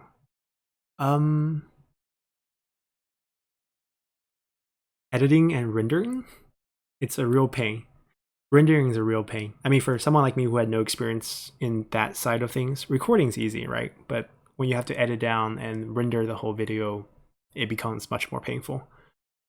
Chinese name, private. And let's see. Not really, because you can screenshot certain pages and they will become your cheat sheet. But if I post a cheat sheet, I've done it before, but it really defeats the purpose of the video. And I feel like then all my work on the video gone to waste, right? If I post a cheat sheet, you wouldn't even watch the video. I'm not running a guide website. It's a YouTube page. What's your greatest challenge growing up? Oh, this is a good question. My greatest challenge growing up is learning English. I was born and grew up in China, and I came to the US when I was relatively young, but did not speak a word of English. I mean, I knew a little thing. I knew a little bit. There was English class at my school in China, and I took night lessons before I came over because my grandparents thought if I'm coming over to the US, I definitely need to learn English. So I took that, but that didn't help, and I had to learn English once I got here. And that was tough. Learning a second language is obviously always challenging. What did you have to put aside? Oh, second thoughts on continuing medicine. Well, this really depends on how far you're into your med school. And sometimes you just got to consider some other things. Like if you don't do medicine, right? Would you enjoy what you end up doing? Like if you have something that's clearly a better pursuit for you, then perhaps that's the way you should go. And right now, just because you don't like something or something is challenging or difficult or for whatever reason, maybe think about why you got into medicine in the first place, and try to get through that difficult period. What did I have to put aside? I mean, obviously time, and that could have gone to various things. And that's pretty much it. I mean, this is kind of a dream right now to be able to have a channel with 10K. So I wouldn't trade it for anything else. I'm not on Twitch. I don't stream. What's your favorite thing about Cornwall? Oh man. He shared a pair when he was young. He gave the big one to his older sibling and kept the little one. Good for him. That's about it. Out of all the warlords in China during the Three Kingdom periods, who would you have served? Okay, as much as I admire Cao Cao, I would not serve him because that seems to be suicide. I would probably go with Liu Bei because he probably treated the generals the best. Yes, there's two instruments, guqin and guzheng. Guzheng is probably more famous. It's bigger than guqin, has more chords. Both of them are quite beautiful. Do I play? No, I am not musically talented. You have to talk to my more talented sibling who did the animation for music lessons. I lucked out as an Asian kid who did not have to learn piano, so I didn't learn any instruments. So no musical talent here. I don't know if I want to change my avatar.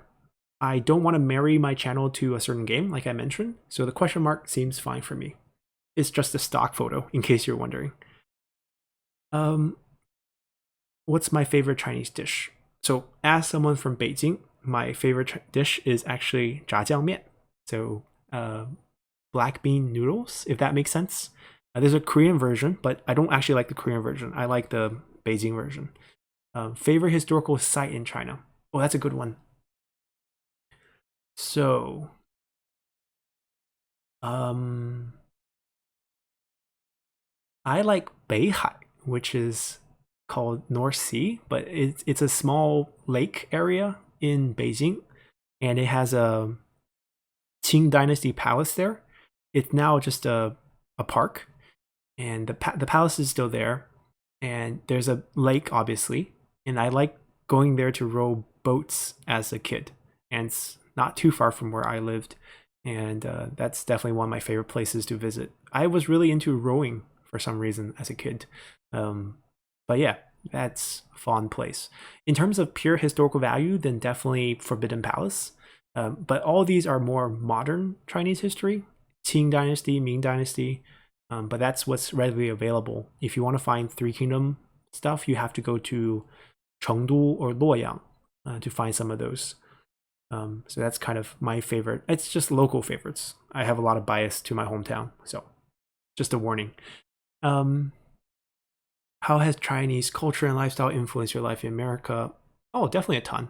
I think as someone who cares about the culture aspect and history of things, I tend to pay more attention to these things, just in terms of food, in terms of holidays, and the small things. How serious do you think the issue of racism against Asian America are? Oh, that's another politically loaded question. So let's just say personal experience. I have experienced this a few times since COVID-19 started. And I mean, it's nothing major. You hear the comment like, go back to your country, or like you brought the virus over, all that stuff. I can understand where some of their frustration comes from, but I mean, I don't want to get into too deep of this topic, but we did make a video on the coronavirus when we did What's That Item series, when I did Zhangjiao's staff. That was a really serious video I did. But pretty much I think people just are not as in tune with world news in a sense. Because I made that video, I think in February, before it became a big deal in the US.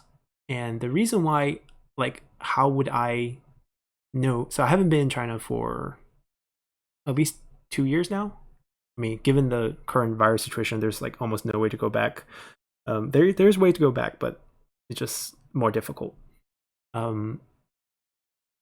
Like I have family still there, and when the biggest news coming out of Chinese New Year or days before the Chinese New Year's is the city of Wuhan being shut down, as in no one can go in and out, that's equivalent to shutting down a city like Chicago right before Thanksgiving. Like the day before Thanksgiving, when everyone's trying to make their travel plans to go to their family and leave the city or come to the city, then suddenly you hear a government news saying that no one can leave the city. Then you know it's serious, right? That happened around Chinese New Year, so in January. So I knew it was a serious issue already. But the issue here about this sense of racism, I don't even think it's racism, right? It's often a lack of information, right? You don't know, so you think that's a certain way, so you have a certain stereotype or prejudice against someone, which it's not entirely their fault. And I can understand where they're coming from, but also quite unfair here. I think I like how you use Asian American. It's because most people can't tell what part of Asia you're from, right? If you look Asian, they bring this same racism toward all of you, and that's really unfortunate. But anyhow, let's not get too deep into that. What part of Chinese history would you like Total War to tackle next? Chinese history, right? We kind of talked about this. I think if we really want to go with the Total War formula of like having different factions and that, then you definitely need to find like really turbulent time, whether that's between the Sui and Tang dynasty or leading up to Sui into Tang. That's a really turbulent time. End of the Song dynasty is a really turbulent time. I don't know if end of Ming really qualifies, but end of Qing is definitely a really turbulent time. But I don't know if they're comfortable covering that. But that's pretty much a bunch of periods I think would make sense. Kind of explained that already. Why so few media covers? I mean, first it's ancient, right? Warring States and Spring Autumn is like 600-700 BC. So I don't think there's plenty of media, like as in TV series and movies about this period in China. It's just like if you live in the US and you talk about portrayal of Greek history, you automatically think about the 300s. And that's the story that gets repeated play, whether in TV series or movies. It's always that story. But there's more to Greek history, obviously. So if you talk about ancient Chinese history, the most popular one would be Three Kingdoms. And then all the other ones would just be overlooked because you already have Three Kingdoms. That's probably the only reason I think it's not covered as much, because there's only so much attention span for ancient Chinese history outside of China. And you're going to pick the most popular one to cover. Which of the 4 great classic Chinese novels do you like the most? Okay, so for those of you who don't know, Romance of the Three Kingdoms is classified as one of the 4 greatest Chinese classical novels, and that's why it's so popular. The other 3 are Journey to the West, which is the story of the Monkey King, and then you have Dream of the Red Chamber, which is more of a romantic story, and then you have Water Margins, which is another rebellion type of story, more bandit focused in a sense. Which one do I like the most? I like Romance of the Three Kingdoms the most. Which character do I identify with? Not really. I don't think I can identify much with any of the characters in the game. I have a lot of hours in the game. That definitely helps. made into a unique character in the game? There are tons. I can't really list them all, but there are tons. And I think we'll get to see them. We get to see like 10 new characters every DLC, so we'll get to see them. I'm not studying. I'm past that age. Could you please give us? Although I am considering going back to school in the future. Who knows? Um, Also, not to study history. I want to learn something else, but that's a different thing. Um, could you please give us a brief description of your background? I kind of did, right? I was born and raised in Beijing, and then I came over to the U.S., had schooling here. Whether why my Chinese is so good is because I went back to China pretty much every summer growing up. I was really close to my grandparents. They stayed in Beijing. My parents worked here. That's why I came here eventually. And I got close to my grandparents because my parents worked here when I was little in Beijing. And yeah, so I spent a lot of summers in Beijing. Basically, yeah, why I got to have fluent in 2 languages. How much work/time do you invest in a typical video? Ooh, great question.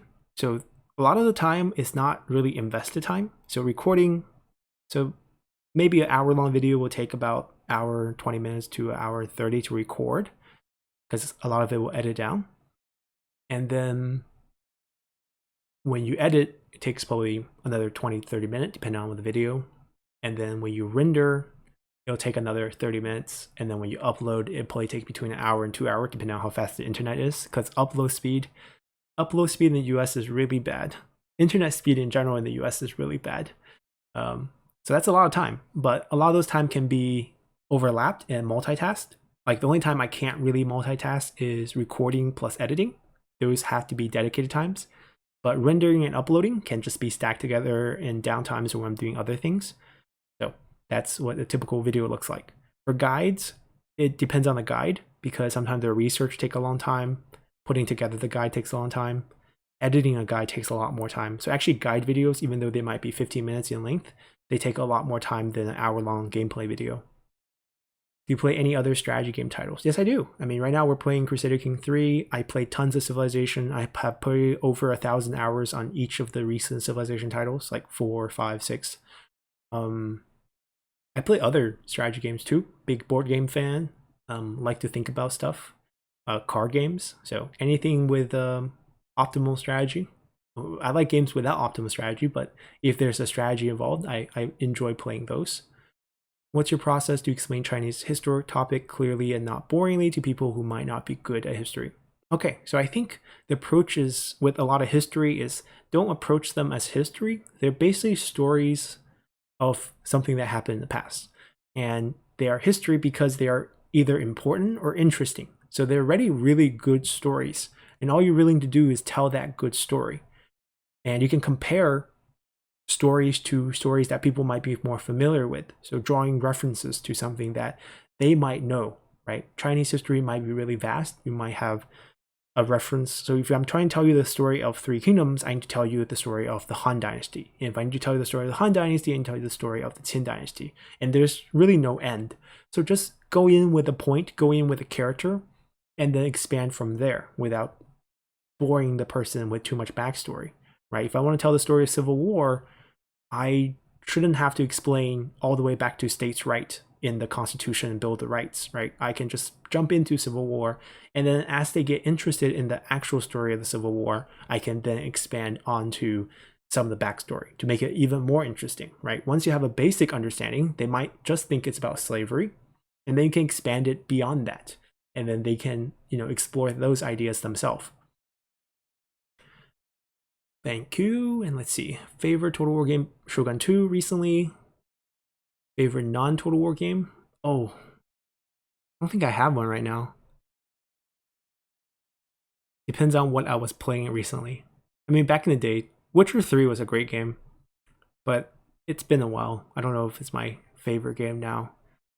If you have been to China, what's your favorite place? So I was born there. I was raised there. I went back a lot. I visited a lot of places. I mean, I prefer my hometown versus anything else. So Beijing would be it.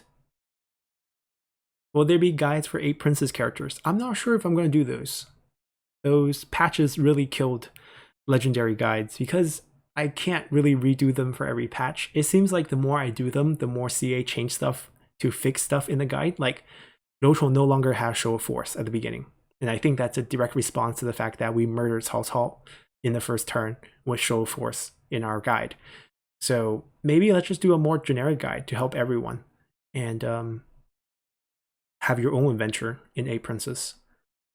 Who's the most overrated and underrated in Romance of Three Kingdom history-wise? Overrated, underrated. Wow, let's see. Who's overrated? Sun Quan's overrated. Who's underrated? Maybe not, okay, let's say not most overrated, but definitely overrated coming to my head. Underrated, underrated.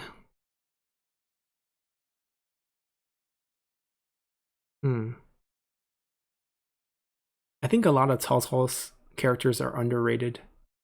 I think they're overshadowed by Cao Cao. Like he had a lot of talented strategists and generals under him. I didn't read any manga. I'm not gonna do any lore series on the Qin Dynasty. And I don't like using mod because I also like making guides. So if I use mods, they're gonna alter a lot of gameplay. So it's not really just there to show off gameplay, right? Or else I wouldn't do the running commentary explaining my thoughts. I hope people can add something to their own gameplay when they play. Which kingdom would have the best food today? Today? As in which area of land? Oh, that's tough. I mean, okay, let's say what kingdom would have best food then. I think it would be a toss-up between Wu and Wei. So Wei would have the most land and also the tributes from the Silk Road. Wu would have the exotic tributes from Shixie, which would be a lot of good fruits. And they will also have fish and a lot of rice. It's tough. Hard to judge cuisine back then. But I maybe Wu. Maybe I think Wu, being in the south, few population, a lot of wealth, probably ate better. Are you always serious? If so, why? Let me tell you a story. No, I think Dark Knight jokes are a bit old. I'm not always serious, but I prefer to be on YouTube. I don't want to be a silly channel. I think that's my goal when I entered YouTube. I don't really want to be one of those channels that does clickbaits and it's just really silly. Rather add some value. We probably will not get a Warring State DLC. Right. Those lore videos, like I said, it's almost a visual thing, right? I don't think I can provide visuals for those lores, so I don't want to touch those lores. Oh, in a lot of ways, it has been impacted by its imperial past, whether from its landmass and shape, its provinces and culture, people's thoughts. Like, people talk about, I think the best example the West might be familiar with is like Japanese culture is really conformative, and that's based on their past. And that's a little bit reflected in China's past as well. It's hard to describe. What do you think the West often gets wrong about China? Oh, they think everyone in China is living in a prison. I think like if you talk to anyone in the West, you think China is like this most backward place. But if you go there, it's actually more modern than the States. I think especially with recent years, because if I do a lot of traveling between the two places, when I first came to the US was definitely much more modernized than China. But if you go to China now, especially like I'm from Beijing, the capital, I go there now, it feels just as modern, if not more modern, with all the new infrastructures being built compared to any of the cities in the West. And everyone lives normal lives. You know, you hear stuff about how the internet's censored and you can't say anything bad about the government. I mean, yes, to a degree, but everyone lives normal lives. I mean, you can't do a lot of things in the US either without getting in trouble with law enforcement. In a similar sense, it's the same thing in China. You just have a different set of rules. And everyone, you know, lives under that rule. Like if you go to Singapore, Singapore also has very strict rules. You just follow the rules, everyone lives like a normal person. What are your favorite Chinese movies? Any good recommendations?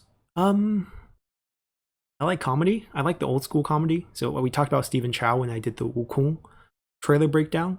So I think his movies are quite good. They're the old Hong Kong style. I mean, his recent stuff are okay too. Shaolin Soccer. I think he did a mermaid movie, and then Kung Fu. Those are those type. And then his old stuff I really like. Do you play any game that your friends do as well? Yes, I play PUBG and League of Legends with some of my old friends. What do you value most in the world? Time. Value time. If you are a 3K character, oh, I mean, Cao Cao could have been emperor so much earlier if he had one attribute. That's the biggest thing. Ooh, sell out for any games. Define sellout. I mean, I'm not gonna promote a game I don't like, but if it's a game I like and they will pay me to sponsor it, I will take the sponsorship because I will feel really good about promoting such a game. Did you ever play any? Yes, I did. We talked about this already. How do you motivate myself to work hard? Right. So you guys are my purpose in a sense, right? When I set a schedule to you guys, I feel like I'm pretty transparent with scheduling. That's kind of my promise to you guys that these contents will happen on these days.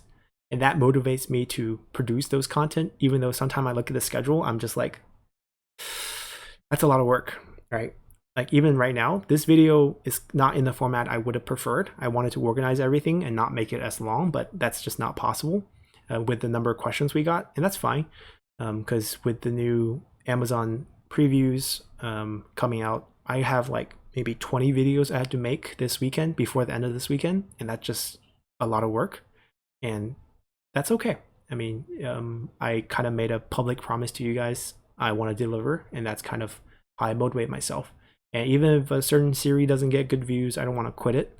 I started it, and I want to finish it. And that's slightly because of OCD too, I think. I'm not saying I'm OCD. I have some OCD tendencies. I know it's a real issue for some people in an extreme sense. I don't want to make light of it, but I feel like in terms of gameplay and certain parts of my life, I do have a little bit of OCD tendencies.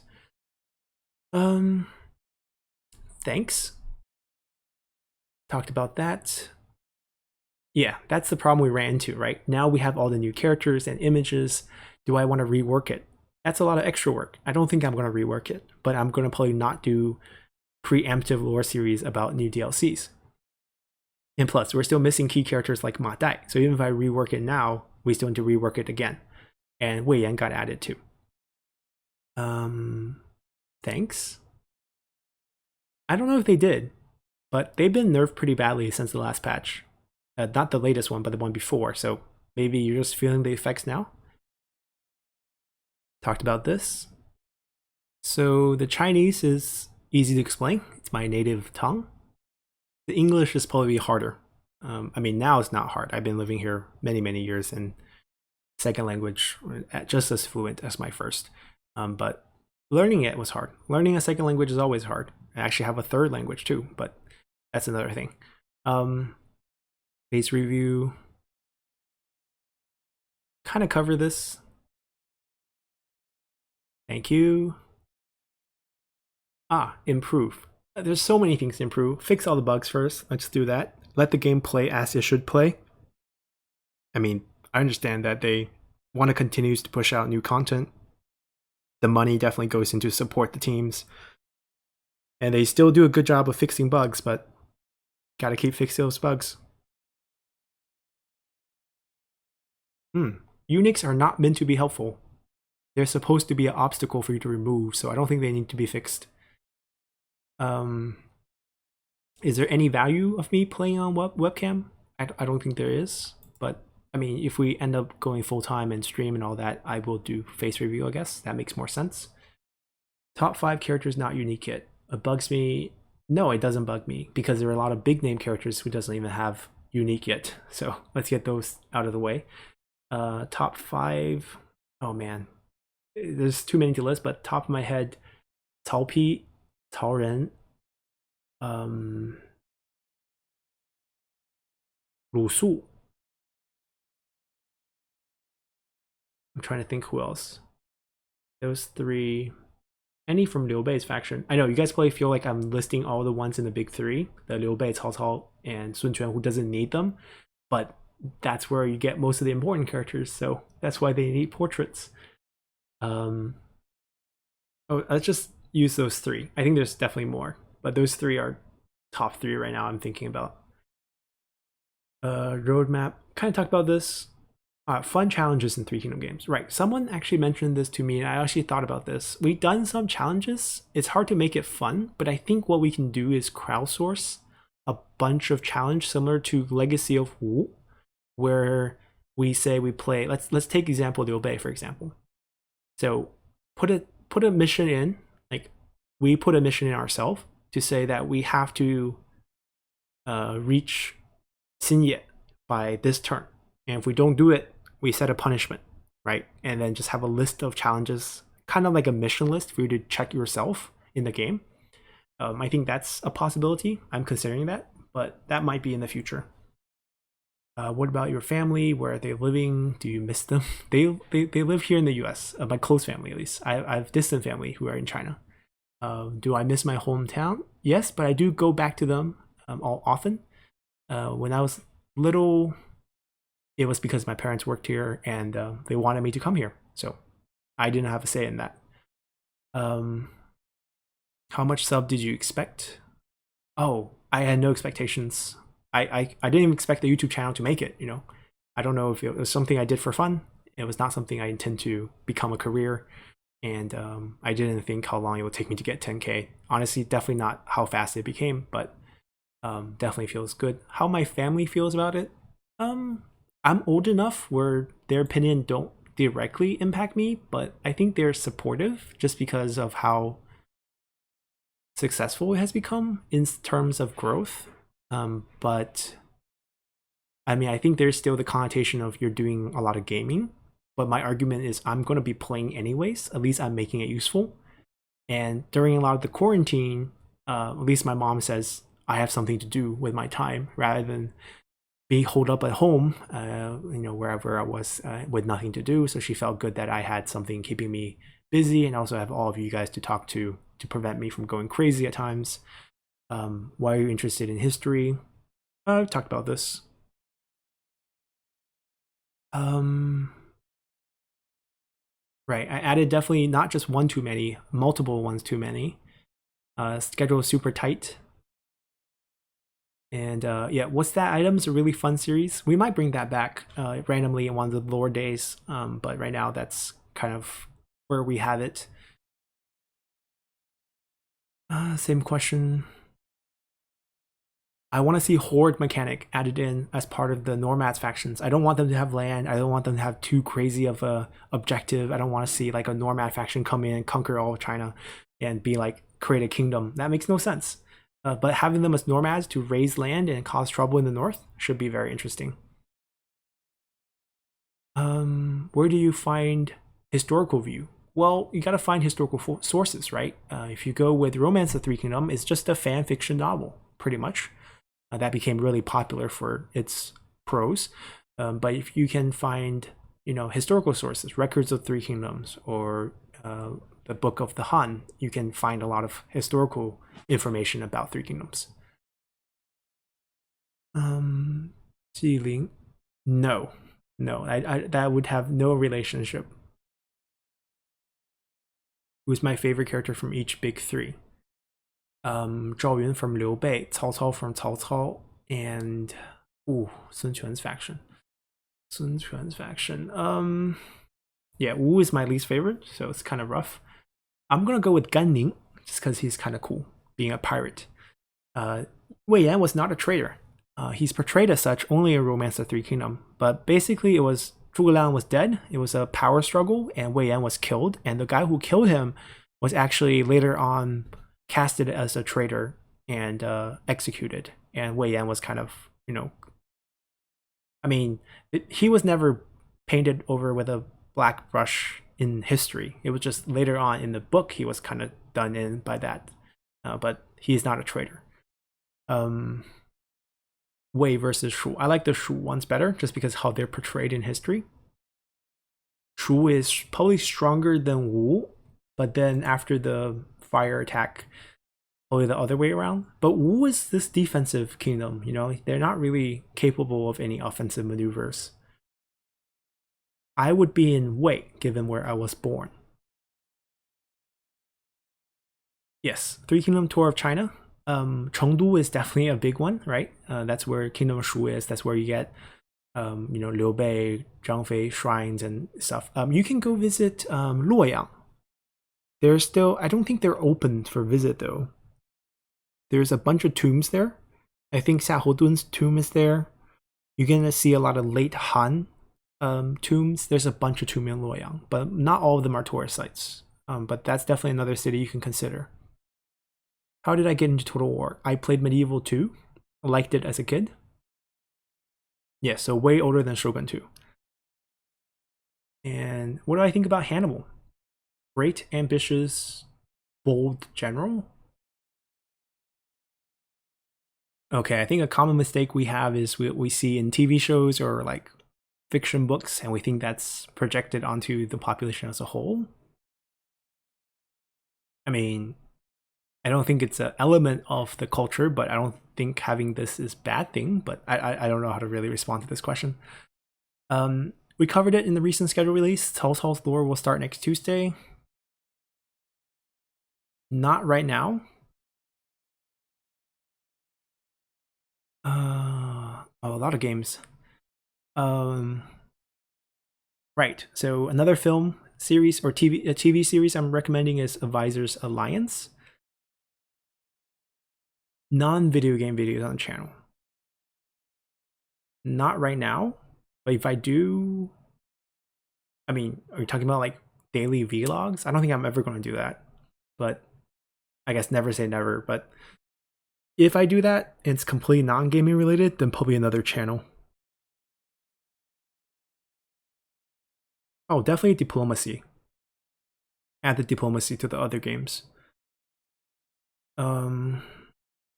Right, we kind of talk about this. It's just really popular. Even in China, Three Kingdoms like the super popular storyline. Do you have one in mind? I guess Elysium is online. It's just closed beta right now. I mean, I'm willing to play League of Legends, but I don't know if you guys want to watch that. Reading by myself, on myself, on my own time. And battle guides, they will come. They will come as part of the tutorial. Favorite arc when Zhuge Liang first joined Liu Bei. Just the story, the characters. My rig, it's in the about section in the YouTube. I have all my parts added in there. It's nothing too fancy. Had to build it out of emergency. My old rig died in February, and I had to build this one so I can continue the channel. I am looking to upgrade it before Cyberpunk though.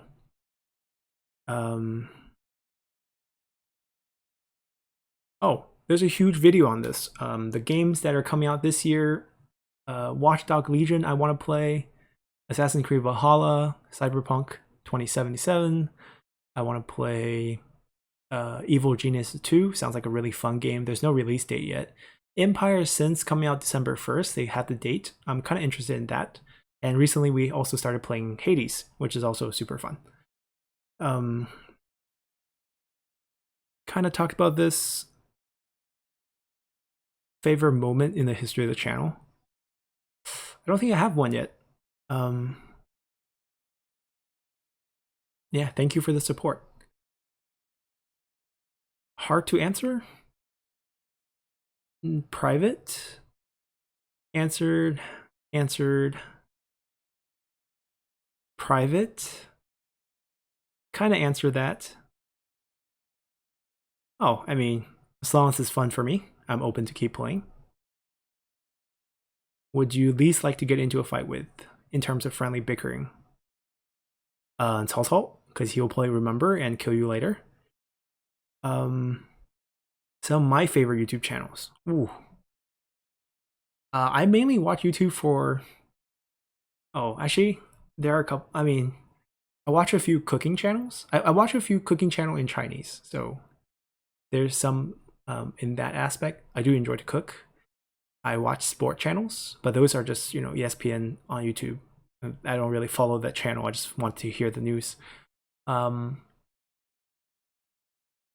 Yeah, I don't watch too much YouTube. Time is limited. Oh, movie review. I actually contemplated doing something like this. We might do this in the future. Who knows? That's a deep question. That can go on for another hour. Let's try to keep this video wrapped before, well, it's going crazy long, but let's keep going. Congrats on 10K. Yes. Favorite non-Chinese food? Oh, there's a ton. I like Mexican food. I like Korean food. I like your typical burger, pizza. You know, I'm open. I like food in general. There's a bunch of food I like. Um,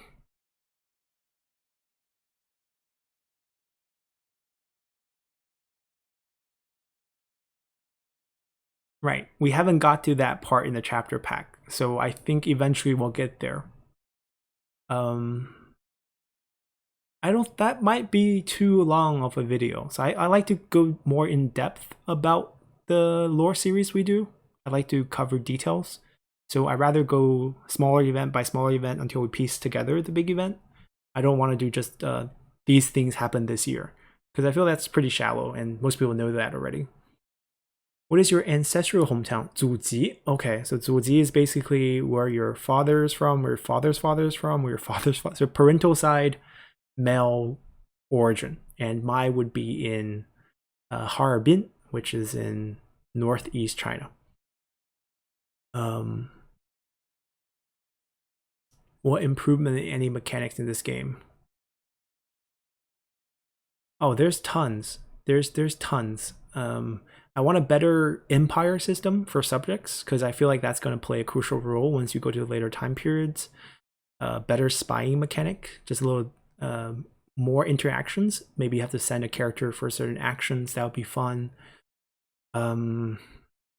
Yeah, there's so many areas of improvement in this game, and we're gonna see that. I mean, the game has changed so much between patch and patch. Like our guides are getting outdated as fast as possible. So definitely just gonna wait and see. Which other Total War do you like and why? I like most of them. I mean, I enjoy the franchise. That's how I got to know Total War 3 Kingdoms coming out, because I played games in the franchise already. I have never played Bandit Kings. I mean, this is definitely a more Total War take on it. You get your management and your battle. They changed up their own formula for the more character focus, which is really nice. They also do a great job with the history detail. I do think it's an improvement. I think Kyo's formula got really old. I don't know. They just made too many of the same game without making any real improvements. Oh. I mean, oh, this is tough. I don't know. I mean, I don't think there's a correct choice. I don't know. I think that one choice where Sima Yan decided to make his mentally retarded son the emperor is just, that's where it went downhill. After that, I don't know how to fix it. I think that might be too early, right? I think Chu Han is as early as things should get, because you at least connect to the Han Dynasty, or else you go into Qin, and that's just everything's new. Thanks. Out of the four greatest, so Romance 3 Kingdom first, and then Journey to the West, and then Dream of Red Chamber, then Water Margins. If I play Black Myth Wukong in the future, we can do lore about Journey to the West. Basically, game first, lore follows the game. That way I can connect the two and give the audience some frame of reference instead of just going on about some completely new topic that no one knows about. That's how I approach things. Oh, wow. I don't know. Duolingo? Chinese is really hard to learn. So, yeah. I don't know how to recommend this. I'm using Duolingo to freshen up on my German, which I learned many years earlier, and I've just been trying to maintain it. But I understand German is very close to English, and Chinese is just not close to anything, so good luck. What do you think of Liu Bei as a leader? I think more of the latter. He's definitely a smart politician. Great acting skills for sure, but he wasn't like evil and had great acting skill. Maybe he's not as virtuous as the novel makes him to be, but he was definitely on the virtuous side. Um, no. I think after Guan Yu's death, it was over. They needed to hold on to the Jin province. I don't think the northern expedition would have amounted to anything. I play Total War games, and I heard about Total War 3 Kingdom being the next game in the franchise. Oh, just kind of answer this. I mean, Tao Tian was not in his control. If anything, it proves that Liu Bei was a good person, as all of Tao Tian's old um, clerks and officials actually put Liu Bei in control. So definitely Liu Bei was doing something right. Um, I can, but unfortunately, it's not the last question.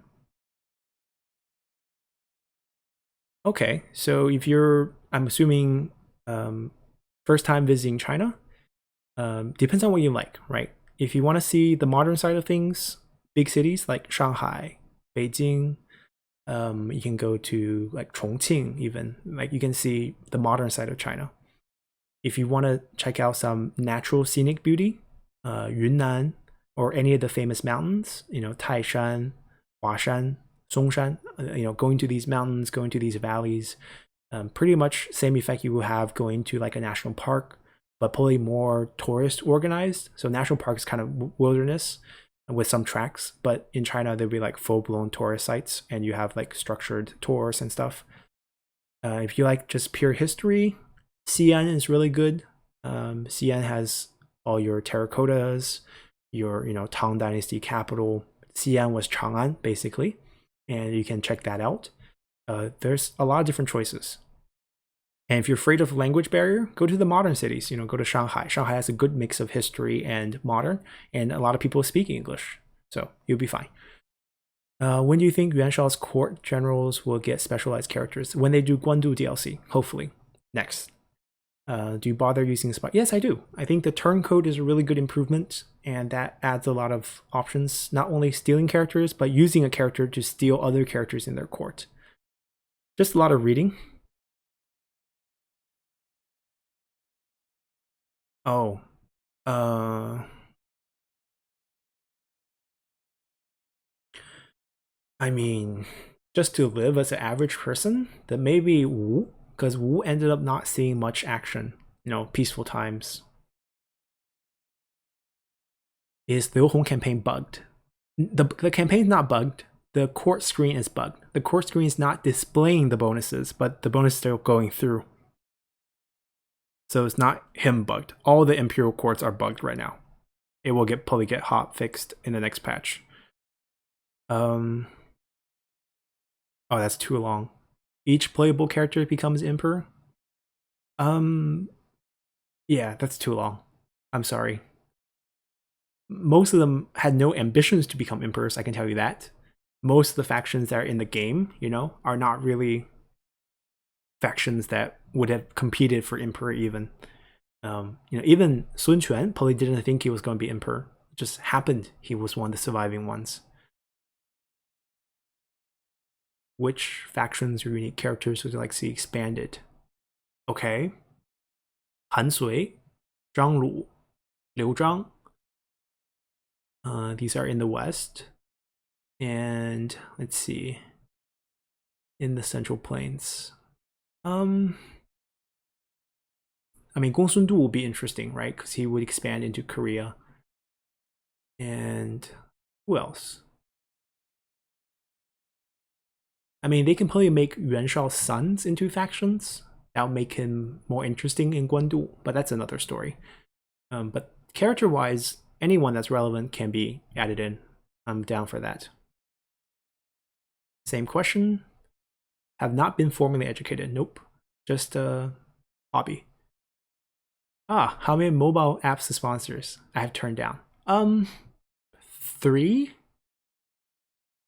Yeah, I think I turned down 3. Some of them are really minor. I think the latest one's Guns and Glories. That was actually pretty attractive, but I don't play mobile games. Not gonna do mobile sponsorship. What do you think the greatest what if moment during the fall of the Han Three Kingdom period? Okay. What if moment? I kind of cover this. I feel like, oh, it could go a lot of ways here, because Fall of the Han. I mean, if Liu Hong didn't die young, because he died really young, and he wasn't like sick. I don't know how he died, but he probably was sick of something. But if he had lived a little longer, like he was starting to turn around. He was kind of 27-ish, and he was kind of realizing how to be an emperor. Maybe the Han would have continued a bit longer. Yes, yes. Who do you think is the most dominant Total War 3 Kingdom character to use in game? Zhou Tai. Zhou Tai is broken, and then Sun Ce is broken because of the cavalry bonus. And then we're done. We're almost done. We have a few questions here.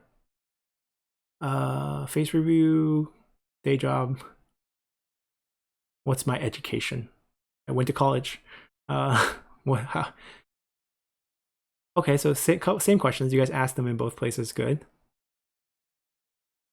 Yes, I do intend to do more of these. As for Mulu's Bell, those are just inventions from Romance of Three Kingdoms, so there's no real historical basis to those items.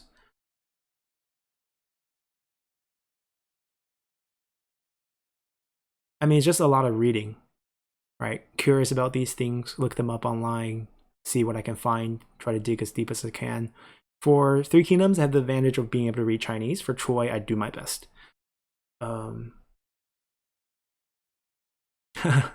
Yeah, National Geographic for the tiger chase. Oh, unfortunately, I'm not a male stripper. That would have been a cool career, but didn't go down that route. What's your opinion on the movie Cuties? Never watched a movie called Cuties, so I don't know.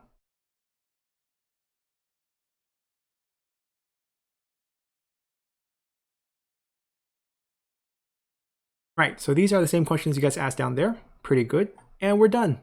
So long videos, I'm so sorry for being this long, but I wanted to answer everyone's question. Hope you guys enjoy this one. It's a really nice milestone to be able to reach 10K, and I have to thank all of you guys for that. So hope you guys continue to support the channel, and we'll see you guys on the next milestone. Until then, bye!